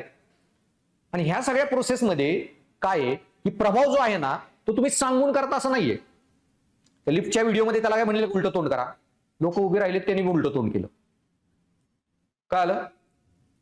तुम्ही लेक्चर ऐकताय का, कोणच नाहीये समोर, काही इंटरॅक्शन आहे का, तुम्ही आहात फिजिकली, म्हणून माझी शिकवण्याची टेक्निक बदलली. तुम्ही माझ्याशी इंटरॅक्शन नाही केलं. सो सामाजिक प्रभाव जो आहे ना, 2 प्रकारे होतो. प्रत्यक्ष संवाद साधून किंवा अप्रत्यक्षपणे. कळलं? आणि प्रत्यक्ष संवाद साधून जेव्हा वृत्ती बदलायला प्रयत्न करताना तुम्ही, प्रभाव पाडण्याचा प्रयत्न, त्याला म्हणतात अनुनय, पर्ज्युएशन. गांधीजी करायचा, नॅशनल मुवमेंट क्रिएट केली, गावागावात जाऊन लोकांना भेटून प्रश्न समजून. तर अनुनय, चर्चेतून वृत्ती बदलणे, संवाद साधून वृत्ती बदलणे. की प्रसन्नात आहात, लोक दंगेबिंगे करतायत, काय आंदोलन चालू आहे, त्यांचे जाऊन तुम्ही बोलता, हे तुम्हाला कळलं पाहिजे कसा प्रभाव पाडायचा, कधी काय बोलायचं, आणि कसा त्यांना राग शांत करणे, आंदोलन शांत करणे. सामाजिक प्रभाव आणि अनुनय. त्यानंतर येतो भावनिक बुद्धिमत्ता, संकल्पना, त्याची उपयुक्तता आणि प्रशासन आणि कारभारातील उपयुक्तता. सो कालच मी सांगितलंय भावनिक बुद्धिमत्ता म्हणजे काय, बेसिक आयडिया दिलेली. भावना आणि बुद्धी दोन्हीचं योग्य संतुलन साधणे म्हणजे भावनिक बुद्धिमत्ता.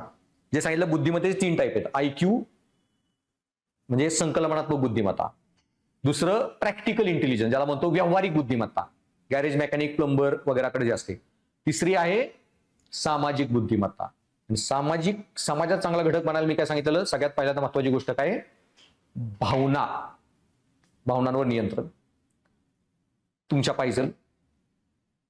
त्याच्यात अरिस्टॉटलचं एक वाक्य पुढे शिकवेन की भावनिक बुद्धिमत्तेत खूप भारी भाषेत त्यांनी सांगितलेली की एनीवन कॅन बिकम अँग्री, कोणालाही राग येऊ शकतो. एनीवन कॅन बिकम अँग्री, कोणाला राग येऊ शकतो. But to be angry with right person in right amount in right situation in right manner, that is not easy. योग्य माणसावर योग्य वेळी योग्य प्रमाणात योग्य कारणासाठी राग येणे ते फार अवघड आहे. आणि हे ज्याला जमतं तो खरा सद्गुणी. सो कधी काय बोलावं न बोलावं हे कळणं म्हणजे काय म्हणतात भावनिक बुद्धिमत्ता. त्याचं एक क्लासिक उदाहरण भावनिक बुद्धिमत्तेचं, गांधीच. सो क्रिप्स मिशन भारतात येणार होते आणि बुद्धिमत्तेचे पण करिझमॅटिक बुद्धिमत्ता ज्याला म्हणतात, खूप हाय लेवल असते ज्या लोकांकडे. करिझमा म्हणजे भयानक हाय लेवल आहे. बुद्धिमत्तेत तुम्ही काय करताय, लोकांवर प्रभाव टाकताय, लोकांना आपली मतं पटवून देताय. ही जी सगळ्यात उच्च पातळी म्हणजे म्हणतात करिश्माई भावनिक बुद्धिमत्ता. भारतात 3-4-5 लोक तशी होती, शिवाजी महाराज, गांधी, बाबासाहेब. शिवाजी महाराज जस्ट लोकांना हे कन्व्हिन्स करायचं की तुमच्यासाठी मरायला पण तयार आहेत, पुढं मागं न बघता. शिवाजी महाराज एक सैनिक होते, रामजी पांगेरा, जळगाव बिळगाव साईडला तिकडे कुठेतरी होते. शिवाजी महाराजांना स्पाय डिपार्टमेंटकडून कळलं की मुघलांची 10,000ची फौज येते बरानपूर घाटातून. त्यांना लगेच कळवलं माहिती 1000 सैनिक आहेत, ह्या 2 किल्ल्यांवर अटॅक करणार आहे नॉर्थ मधल्या. नंदुरबारच्या आसपास काहीतरी 2 किल्ले होते तिकडं. त्यांना सांगितलं तुमचे सैनिक डिवाइड करा, अर्धे अर्धे दोन्ही किल्ल्यावर पाठवा, किल्ला हे करा, मजबूत करा. त्यांनी सैनिक अर्धे अर्धे केले आणि त्यांना सांगितलं तुम्ही अर्धे अर्धे जावा त्या किल्ल्यांवर. 200-250 लय होतील एक किल्ला टिकवायला. राहिलेले अर्धे सैनिक घेऊन माणूस डायरेक्ट बरानपुराकडे आणि 10,000च्या फौजेवरच डायरेक्ट अटॅक केला दुपारचा. आणि जोपर्यंत कापता येतात तेवढी मारली आणि मग निघून आले किल्ल्यांवर. ती लढाई बघून तो जो मुघलांचा सरदार होता, अजून महाराष्ट्रात एंट्री बी नाही केली, 10,000 सैनिक घेऊन आलोय तरी 400-500 मारून गेले 10,000 घुसून. पुढे गेल्यावर काय होईल तिथनच माघारी गेला. लोक तुमच्यासाठी विचारही करत नाहीत जिवंत राहीन का नाही. त्या लेवलला लोकांना इन्स्पायर करणे सर्वोच्च भावनिक बुद्धिमत्ता करिश्माई. गांधी करोडो लोकांना हे कन्व्हिन्स करायचंय की तुम्हाला कोणी मारतंय त्याला माघारी मारू नका. त्या दिवशी एखाद्या रस्त्यावर असं रोड रेज झाला, सिग्नलला मी उभा मागणं हॉर्न वाजवतोय, त्यानं बाचाबाच झाली, शिवी दिली, माझ्या हेल्मेटवर मारलं. राग आला, उतरलो, एकच टाकली जोरात, थोडं रक्तच निघलं त्याच्यात. राग नाही कंट्रोल. आता मला तो राग आणावर ब्रिटिश मरमर मारत होते लोकांना हे कन्व्हिन्स करायचं की उलट मारू नका, जेलमध्ये जा. का? पुढचा भारत घडवायचा आपल्याला, संविधानाचा भारत घडवायचा आहे. आणि हे लोक ऐकतात आणि करोडो लोक सीडीएम मध्ये आंदोलन करतात. हे लोकांना कन्व्हिन्स करणे प्रचंड भावनिक बुद्धिमत्ता. बाबासाहेब एवढ्या सगळ्या लोकांना एकत्र आणून सामाजिक न्यायाची एवढी मोठी चळवळ निर्माण करणे, त्या लेवलला लोकांना जोडणे की लोक तुम्हाला देव मानायला लागतात, प्रचंड भावनिक बुद्धिमत्ता. त्याचं गांधीचं उदाहरण आहे की कधी काय बोलावं. आता क्रिप्स भारतात आलेला, जॅपनीज चायना ऑक्युपाय करून भारताच्या बॉर्डरवर आलेले आणि अमेरिकन आणि चायनाने सांगितलं इंग्रजांना की बाई इंडियाची नीट मदत घ्या. इंडिया जर जपानच्या साईडने लढला संपलं वर्ल्ड वॉर 2. काय त्यांचं संविधान बिविधान स्वातंत्र्य ते निपटून टाका. आणि क्रिप्सला पाठवला. क्रिप्स आला आणि क्रिप्सला तिथून येताना सगळ्यांनी सांगितलेलं, जे भारतातून गेलेले गव्हर्नर जनरल वगैरे, तू कुठेही काही कर, कुणापुढं काही चर्चा कर, बोल वगैरे, गांधी पुढं तोंड समोरून उघड. Gandhi is India, India is Gandhi. काहीतरी मस्ती करून काहीतरी उलटच होऊन जायचं, एवढी वॉर्निंग दिली. तो एअरपोर्टला आला दिल्लीच्या, आणि त्यावेळी कोणच मोठा नेता नव्हता गांधीला रिसिव्ह करायला, सॉरी क्रिप्सला. आणि गांधीला दिल्लीत होते म्हणून सांगितलं गांधींना की तुम्ही जा रिसिव्ह करायला. गांधी गेले एअरपोर्टला रिसिव्ह करायला. क्रिप्स उतरला प्लेन मधून, सिगार तोंडात, थंडी होती, जानेवारी-डिसेंबरचा महिना, 3 piece blazer Bihar, hand gloves बिंडलोज सगळं सूट बूट घालून सिगरेट हे करत बॉडीगार्ड उतरले, तो उतरला. रॉयल फॅमिलीचा मेंबर होता लॉर्ड क्रिप्स. गांधी आपलं धोतर शॉल चप्पल फुलं बिले काय असतील दिली, वेलकम केलं. No thank you, no smile, nothing. एकदम तुच्छ नजरेने गांधीकडे बघून म्हणला, it seems you don't have enough clothes to wear. तुझ्याकडे घालायला बी कपडे दिसत नाहीत. आता मी स्वतः याला रिसिव्ह करायला आलोय, माझाच एवढा अपमान करतोय. सगळ्या देशाचे पत्रकार होते, बाई इथं काय होणार आहे, वर्ल्ड वॉर तुझं भविष्य ठरणार आहे, आणि सांगून पण यांनी मस्ती केली. गांधींनी फक्त रिप्लाय केला, yes your majesty, I don't have enough clothes to wear. खरंच माझ्याकडे जास्त कपडे नाहीत घालायला, because your queen looted them all. तुमच्या राणीनी सगळी पळवून नेली कपडे माझे. सगळ्या पेपरमध्ये दुसऱ्या दिवशी अमेरिकेतल्या, युरोपमधल्या हेच बातमी. क्रिप्सनी काय घाण केली आणि गांधींनी काय उत्तर दिलं. सो कधी काय कसं बोलावं, सिस्टमॅटिक. तू माझा अपमान केला, मी तुझ्या सहित अख्ख्या एम्पायरचा आणि तुझ्या राणीचाही अपमान केला. सो बेसिकली दॅट इज भावनिक बुद्धिमत्ता. कधी काय करा, कधी काय बोला. प्रशासनात तर लय कळलं पाहिजे अधिकाऱ्याला. नाहीतर तुमचा एक गोष्ट, जरांगे पाटलांचं आंदोलन आहे ना, मला माहित पण होतं चालू आहे तेव्हा, म्हणजे एक आगाव IPS गेला तिथं आणि आंदोलन हटवायला लाठीचार्ज केला, काय अंतरवली सराटीत. आणि एवढी हे झालं, शांततेत चालू असताना मारामारी झाली आणि लाठीचार्ज केला. आणि पुढे जेवढं आंदोलन झालं, रिझर्वेशन आलं. तो खाली लाठीचार्ज नसता झाला तरी अजून नसतं काय झालं. एक प्रशासकीय अधिकारी आणि एवढी मोठी मुवमेंटच बनून गेली. एक लाठीचार्ज, नको तिथं जोर दाखवणे. प्रशासनात तर प्रचंड महत्वाचा आहे भावनिक बुद्धिमत्ता. कधी काय निर्णय घेणे, कधी काय करणे, तेव्हा मी सांगेन. सो मग संकल्पना काय आहे आणि त्याच्यात काय आहे, उपयुक्तता. प्रशासन आणि कारभारात का भावनिक बुद्धिमत्ता गरजेची आहे. आणि संकल्पना म्हणजे काय, भावनिक बुद्धीमध्ये मग 2 कन्सेप्ट येतात. भावनिक बुद्धिमत्ता कशी काम करते, प्रोसेस, आणि भावनिक बुद्धिमत्तेचे घटक, 5 घटक आहेत. सो प्रोसेस म्हणजे काय, की भावनिक बुद्धिमत्तेमध्ये प्रोसेस म्हणजे तुमचं हे की 4 प्रोसेस येतात. भावनिक बुद्धिमत्तेमध्ये एक येतं सेल्फ अवेअरनेस, की तुम्हाला तुमच्या भावना कळल्या पाहिजेत. मला असं होतंय, त्यानंतर मला अशा भावना का आहेत त्याच्यामागचं कारण कळलं पाहिजे. सो भावनिक आकलन, भावनिक समज, ह्या भावना मला आता का येत आहेत, भावनिक तर्क, आणि ह्या भावना चुकीच्या आहेत का, बरोबर, भावनिक व्यवस्थापन. हे 4 प्रक्रिया येतात भावनिक याच्यात. सो मला ह्या भावना काय येत आहेत, हे बेसिक उदाहरण फक्त द्यायला. मी मिझोरमला क्लास घ्यायला गेलतो. लय लंबी जर्नी आहे मिझोरमची. सो पुण्यामधून मी 3 वाजता उठलो, 4ला आवरून 3:30ला मी फ्लाईट पकडली, 4:30ला एअरपोर्टला गेलो पुण्याच्या. फ्लाईट 4:30ची नंतर दिल्लीला 6:30 5:30ला निघली. 7:30-8ला दिल्लीत उतरलो. तिथून माझी 12:30ला कनेक्टिंग फ्लाईट होती. 3-4 तास होते. तिथं मी ढोकळा बिकळा खाल्ला. 12:30ला निघालो तिथून. पोचलो 3:30ला ह्याच्या एअरपोर्टला, आईजवालच्या. लंबी जर्नी आहे दिल्लीवरून ऑल द वे बांगलादेशात चिकन नेक कॉरिडॉरच्या वरून जात. तिथं पोचल्यावर मग त्यांचं एअरपोर्ट 1 तास बाहेर आहे सिटीच्या. सगळ्या डोंगरदऱ्या, फ्लॅट रिजन कमी आहे. तिथं उतरल्यावर तिथून हे केलं, काय त्याला म्हणतात, 1 तास तिथं ती इनर लाईन परमिट लागते, ते घेऊन परमिशन जावं लागतं.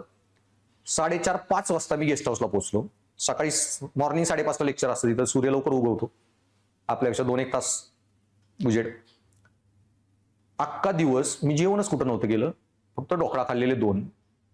रात्री 12ला जेवलं, आता ऑलमोस्ट 24 तास होत आली, तरी भूक लागेल जी नॅचरल लागायला पाहिजे. भावनिक बुद्धिमत्ता नुसते दुसऱ्यांची डील नाही, स्वतःची पण कळणी. सो भावनिक समज थोडक्यात, किंवा स्वतःची समज, की बाई एवढ्या वेळाने मला भूक का लागे ना, मग ह्याच्या मागचा तर्क काय, कारण भूक तर लागायला पाहिजे, काहीतरी गडबड झाली, शरीर म्हणते खाऊ नको. बेसिक स्वतःबद्दल ज्ञान. मी म्हणलं ठीक आहे, नाही भूक तर नको खायला. रात्री 9-10 वाजले तरी मी जेवलो नाही, भूकच नाही लागली. जाऊन मेडिकल मधून मी फक्त ज्यूस आणून ठेवला. सकाळी जशी जाग आली, एवढ्या जोरात भुकेनी ज्यूस पिलो, डायरेक्ट लेक्चरला गेलो. काहीतरी स्टमक इन्फेक्शन झालेलं, आणि ह्याच्यात जर मी अजून पोटात टाकलं असतं, अजून भयानक परिणाम. सो पॉइंट इज, स्वतःला समजणे, भावना काय करू शकतो न करू शकतो. तुमचा दिवाळीतला फटाकडा वाजला तरी जर बीपी वाढत असेल, आणि चेअरवर दणकन खुलीमध्ये हे करता, आणि मला आर्मी जॉईन करायची, तिथं बॉम्ब फुटला ना, तिकडं हार्ट फुटायचं. सो कुठली गोष्ट मी करू शकतो नाही करू शकत, भावनिक समज स्वतःबद्दलची. देन भावनिक म्हणजे आकलन, की हे का मला असं वाटतंय ह्या परिस्थितीत, भावना ह्याचा तर का कारण काय, मला ही भावना का जन्माला आल्या माझ्या मनात. भावनिक तर्क, ह्या परिस्थिती भावना गरजेच्या आहेत का, आणि तर्क झाल्यावर त्याच्यानुसार प्रक्रिया. भावना गरजेच्या असतील तर वाढवा, नसतील तर दाबा. ही प्रक्रिया म्हणजे भावनिक बुद्धिमत्ता. पुढे तिची लय उदाहरण देईन प्रशासनच्या अँगलनी बाकी सगळी. आणि त्याच्यात संकल्पनेत अजून एक कन्सेप्ट येतो, भावनिक बुद्धिमत्तेचे 5 घटक. मग 5 घटक येतात भावनिक बुद्धिमत्तेत. हे 5 घटक म्हणजे तुमचे सहवेदना, एम्पॅथी. आता त्याच्यात पण बघा, निम्म्या लोकांना टर्मचा पण अर्थ माहित नाही. 3 टर्म आहेत, सिंपती, एम्पॅथी, कंपॅशन, करुणा. सहानुभूती म्हणजे सिंपती, सहवेदना म्हणजे एम्पॅथी, आणि करुणा म्हणजे कंपॅशन. तर सहानुभूती म्हणजे काय, एखाद्याचा वडील गेला, अरे वाईट झालं बरं का तुझ्याबद्दल, हे झालं सहानुभूती. सहवेदना म्हणजे त्याची भावना फील करणे, अरे माझे वडील गेले तर मला काय वाटेल, मग त्याला आता काय वाटत असेल हे फील करणे, ही झाली सहवेदना. कंपॅशन, करुणा, आता दुःख तर समजलं त्याचं, ते दुःख हटवण्यासाठी तुम्ही काही ऍक्शन घेता, ते झाला करुणा भाव. सो गांधी गेले आफ्रिकेला, रेल्वेतून लात मारून बाहेर काढलं, फर्स्ट क्लासचं तिकीट, लॉयर आहे मी, ब्लंडरमध्ये ग्रॅज्युएशन केलेला, राजकोटच्या दिवानाचा पोरगा, प्रिन्सली सेटच्या, श्रीमंत घरातले गांधी, आणि फक्त तू काळ्या रंगाचा म्हणून लात मारून बाहेर काढलं. इतका अपमान झाला, लय राग आला. तिकीट असताना पण माझं हे झालं, आणि अक्कर रेल्वे स्टेशनवर बसून गांधीजी विचार करत होते की ह्या रागाचा बदला कसा घ्यायचा. त्याच्यात त्यांना ती सत्याग्रहाची टेक्निक जी आली, की मी याचा मर्डर करेन, माझा प्रश्न सॉल्व्ह होईल. हा ऑर्गनाइज रेसिझम जे चाललंय त्याचं काय, मी हा प्रश्न इग्नोर केला ना, माझा ना कोणाचा सॉल्व्ह होणार आहे. सामाजिक प्रश्न आहे, पण माझ्याकडे शक्ती नाही, रिसोर्सेस नाहीत, ह्यांच्याकडे सगळी पॉवर आहे, कायदे आहेत, काय करू काय करून. त्याच्यात सत्याग्रहाची पहिल्यांदा आयडिया आली. त्यांनी तिथं आधी लय ट्राय केले, मग भारतात आले ते 15-20 वर्षांनी. त्यावेळी त्यांच्या डोक्यात अजून एक विचार आला, आज मला कोणतरी खालच्या दर्जाचा म्हणून जेव्हा वागवलं गेलं, मला एवढा राग आला किंवा एवढा अपमानित झालं, पण हजारो वर्ष माझे बापजादे हे जातीयवादामध्ये जे दलितांसोबत वागत आहेत त्यांना काय वाटत असेल, आणि त्याच्यामुळे मी जेव्हा भारतात जाईन किंवा तिथं आफ्रिकेमध्ये, की इंग्रजांनी केलं ते चूक, पण आम्ही जे करू ते बरोबर, नैतिकता सांगितलं ना. गांधींनी तेव्हाच ठरवलं की इथून पुढे फक्त हे इंग्रजांच्या वंशवादाची लढाई नसणार आहे, ही जातीयवादाची पण लढाईची मुवमेंट असणार. आफ्रिकेतच त्यांनी नियम चालू केले की टॉयलेट धुणं तिथं बी नियम असायचे. मग हे याचं काम, तिथेचं काम, जो अभ्यास करतो त्यांनी असली कामं नाहीत करायची वगैरे. गांधी म्हणले कसलं काय डिव्हिजन नाही, प्रत्येकाने सगळी सेम कामं, एक दिवस प्रत्येकाचा टॉयलेट धुवायचा नंबर येणार, त्या दिवशी कुठली जात असेल प्रत्येकाने टॉयलेट धुवायचं, प्रत्येक जण प्रत्येक काम करणार, एकत्र बसून खाणे पिणे. तिथंच त्यांनी चालू केलं. तर इंडियामध्ये आल्यावर पण सेम. साबरमतीमध्ये आले, आश्रम काढलं, एका काँग्रेसच्या नेत्याचं पत्र आलं गांधींना की एक दलित कपल आहे, खूप आर्थिक परिस्थिती बिकट आहे, तुमच्या तिथं आश्रमात काय काम असेल तर पाठवू का. गांधी म्हणले पाठवा. सगळी गांधींची गँग आली, रिलेटिव्ह, पाहुणे रावळी, मित्रमंडळी. आम्हाला कळलं कोण दलित येणार आहेत, कपल आपल्याबरोबर राहणार आहे. गांधी म्हणले हो, कसला जातीभेद वगैरे नाही. ते म्हणले ते जर राहणार असतील तर आम्ही आश्रमात राहणार नाही. गांधी म्हणले आश्रमाला दरवाजेच नाहीत, जिथून निघायचं निघा घरी. गांधींना पत्र आले त्यांच्या मित्रांचे की जर हे सामाजिक बदल आणि रिफॉर्म करायचे असतील तर आम्ही आश्रमाला फंडिंग करणार नाही. गांधी म्हणले करू नका, तत्वांशी कॉम्प्रोमाइज नाही.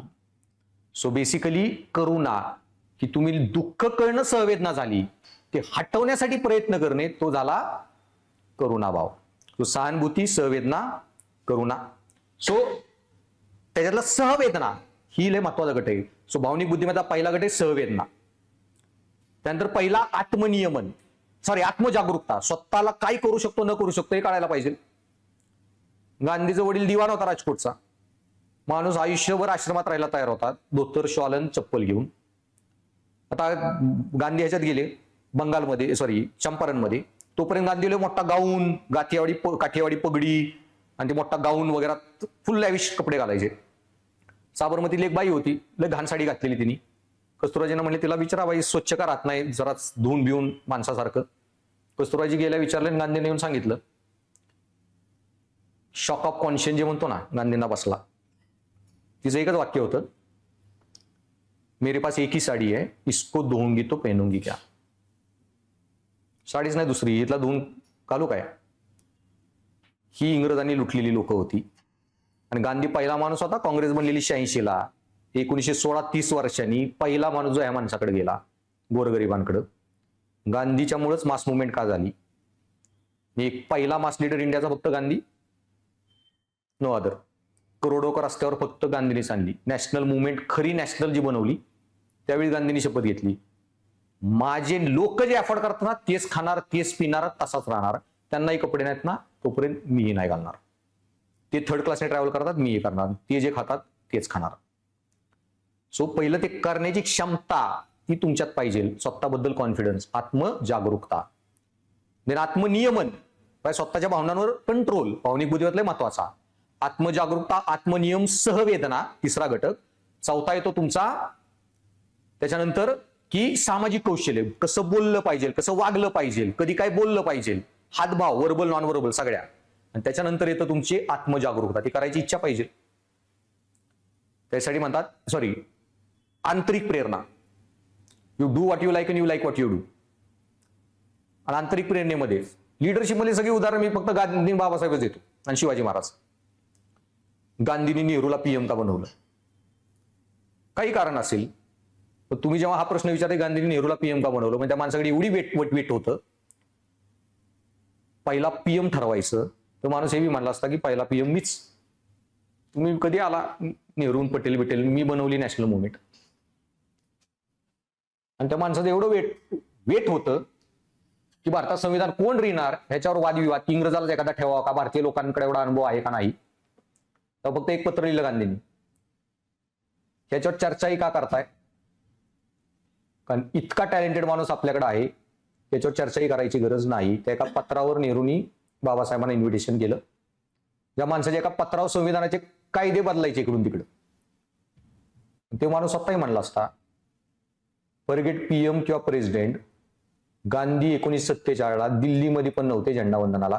गांधी असते ना पण नेहरूंनी बी हे केलं नसतं, फ्लॅग होइस्टिंग गांधीला करायला दिलं असतं. माणूस नौखालीमध्ये हरिजन वस्ती झेंडावंदन करून साफसफाई करत होता. हे की ते सांगितलं ना की परिणामाचा विचार न करता की बाई मला ना पंतप्रधान व्हायचं ना राष्ट्रपती, हे जे नैतिक आहे तेच करायचंय आणि तेच करत राहणार. ही आंतरिक प्रेरणा, हे जे म्हणतात भावनिक बुद्धिमत्ता. शिवाजी महाराज म्हणले का मला अख्ख्या भारतावर राज्य करायचंय, अलेक्झांडर सारखं सगळ्या मेडिटेरियन मधून येऊन कन्याकुमारी जाणार आहे, कन्याकुमारीतून परत इजिप्तला, इजिप्तवरून माघारी ग्रीसला, जगाचा राजा होणार आहे. शिवाजी महाराज काय म्हणले, स्वराज्य बनवायचे ज्याच्यात लोकांचं कल्याण, प्रत्येकाला वाटेल माझं राज्य. चंद्र मोठा होतो, प्रतिपचंद्र लेखिवे, तसं कल्याण वाढणार राज्य. ही असते आंतरिक प्रेरणा. ती गोष्टच तुम्हाला आवडते करायलाच, आणि तेव्हा तुम्ही करता ती होती भावनिक बुद्धिमत्ता. ते प्रसन्नात का, त्याचं जस्ट एक उदाहरण. प्रसन्नात यायचंय मला लोकांची सेवा करायला. पहिली पोस्टिंग मिळाली मणिपूरला, सगळे चपट्या नाकाचे, माझ्यासारखे एक बी दिसेना. गेलं मोटिवेशन काम करायचं, वाटलं दबंगिरी करा. पोस्ट निघल्यावर मागच्या लिस्ट बघा, 2-3 स्टुडंट जे होते, एक डीसी वगैरे, अख्खे डीसीचे 16-17 जण होते ना, सगळे विदर्भात येऊन गेले. फडणवीस साहेब इकडे वेस्टर्न महाराष्ट्र सगळी सिटिंग लावून बसलेली. वेस्टर्न महाराष्ट्रात पोस्टिंग पाहिजे, चला म्हणले जंगलात. तरुण रक्ताची गरज आहे तिथे. तुम्हाला गेला नागालँडला, कोणच माझ्यासारखं दिसेना, नोकरी कशाला कराल बाई. भारताची मला सेवा करायची ना, कायदा सगळीकडे सेम आहे, संविधान सगळीकडे सेम आहे, माणसं भारताचे नागरिक आहेत, त्यांची सेवा करणार, दॅट्स इट. बाकी मला घेणे देणं नाही. ही प्रेरणा असेल ना तर प्रसन्नात भावनिक बुद्धिमत्तेने काम करसाल. सो हा अख्खा विषय मी सांगितला ना, एकाच गोष्टीने बघायचा आहे, सिलेबसमध्ये ह्याचा काय संबंध आहे. कळलं? ऍप्लिकेशन प्रशासकानात का हा टॉपिक आहे. प्रत्येक टॉपिक तसा विचार केला ना की उद्या मी सरकारी अधिकारी झाल्यावर मला काही कामाला येणार आहे ना, असा अभ्यास होता ना विषयाचा. बाकी तुम्हाला काही बघावं लागत नाही. सो तत्वज्ञान आणि मानसशास्त्राचा भाग सांगितला. आता फक्त प्रशासकीय नीतीशास्त्राचा भाग राहिलाय, तो मी तुम्हाला नेक्स्ट लेक्चरला माझं जेव्हा असेल पुढचं. सो माझे अजून 2 demo lecture syllabus डिस्कशनमध्ये SA Bharatiya Samaj, ते छोटे टॉपिक आहेत तासाचे, आणि हा तिसरा पार्ट जो आहे तो राहिलेला होईल. उद्याचं कन्फर्म करा लेक्चरचं कसं आहे, ग्रुप वगैरे किंवा तुम्हाला कोणतरी कॉन्टॅक्ट करेल. तिथे अजयदादा हे झाल्यामुळे दुखवटा आहे, सो कदाचित बंद पण राहू शकतं क्लास. तर मग परवा होईल. सो उद्या किंवा परवा मग जेही लेक्चर होईल, हिस्ट्रीचं लेक्चर होईल पवनमाळी सरांचं. इथपर्यंत काय डाऊट नाही तर नाही. कुठल्याही विषयाची तुम्ही काळजी करू नका, मी जे शिकवणार त्याचे तर अजिबात करू नका. नोट्स कंटेंट सगळं, बाकी जे पण विषय आहेत सगळ्यात फॅकल्टी बेस्ट आहेत. पण कुठलाही एक विषय तुम्हाला कमी जादा जरी काय वाटलं किंवा एखादा टॉपिक वगैरे नाही, मला सेपरेट सांगा, मी सेपरेट तुमचे त्याचे लेक्चर नंतर घेईन, कुठलाही विषय असला तरी. ओके, पण तुमचा कुठलाही टॉपिक पण सुटणार नाही. ओके, इथं काय मला काय, आता मीच इथे डायरेक्टर असल्यामुळे मला काय हे गरज नाही की हे एवढे तास याला दिले त्याला तेवढे तास दिले वगैरे. ओके, मला वाटलं मी अजून एक्स्ट्रा लेक्चर घेईन ते टॉपिक शिकवायला. आणि हे जे आहेत तर इथिक्स बिथिक्स एसए भारतीय समाज त्याची जराही काळजी करू नका. Okay, see you.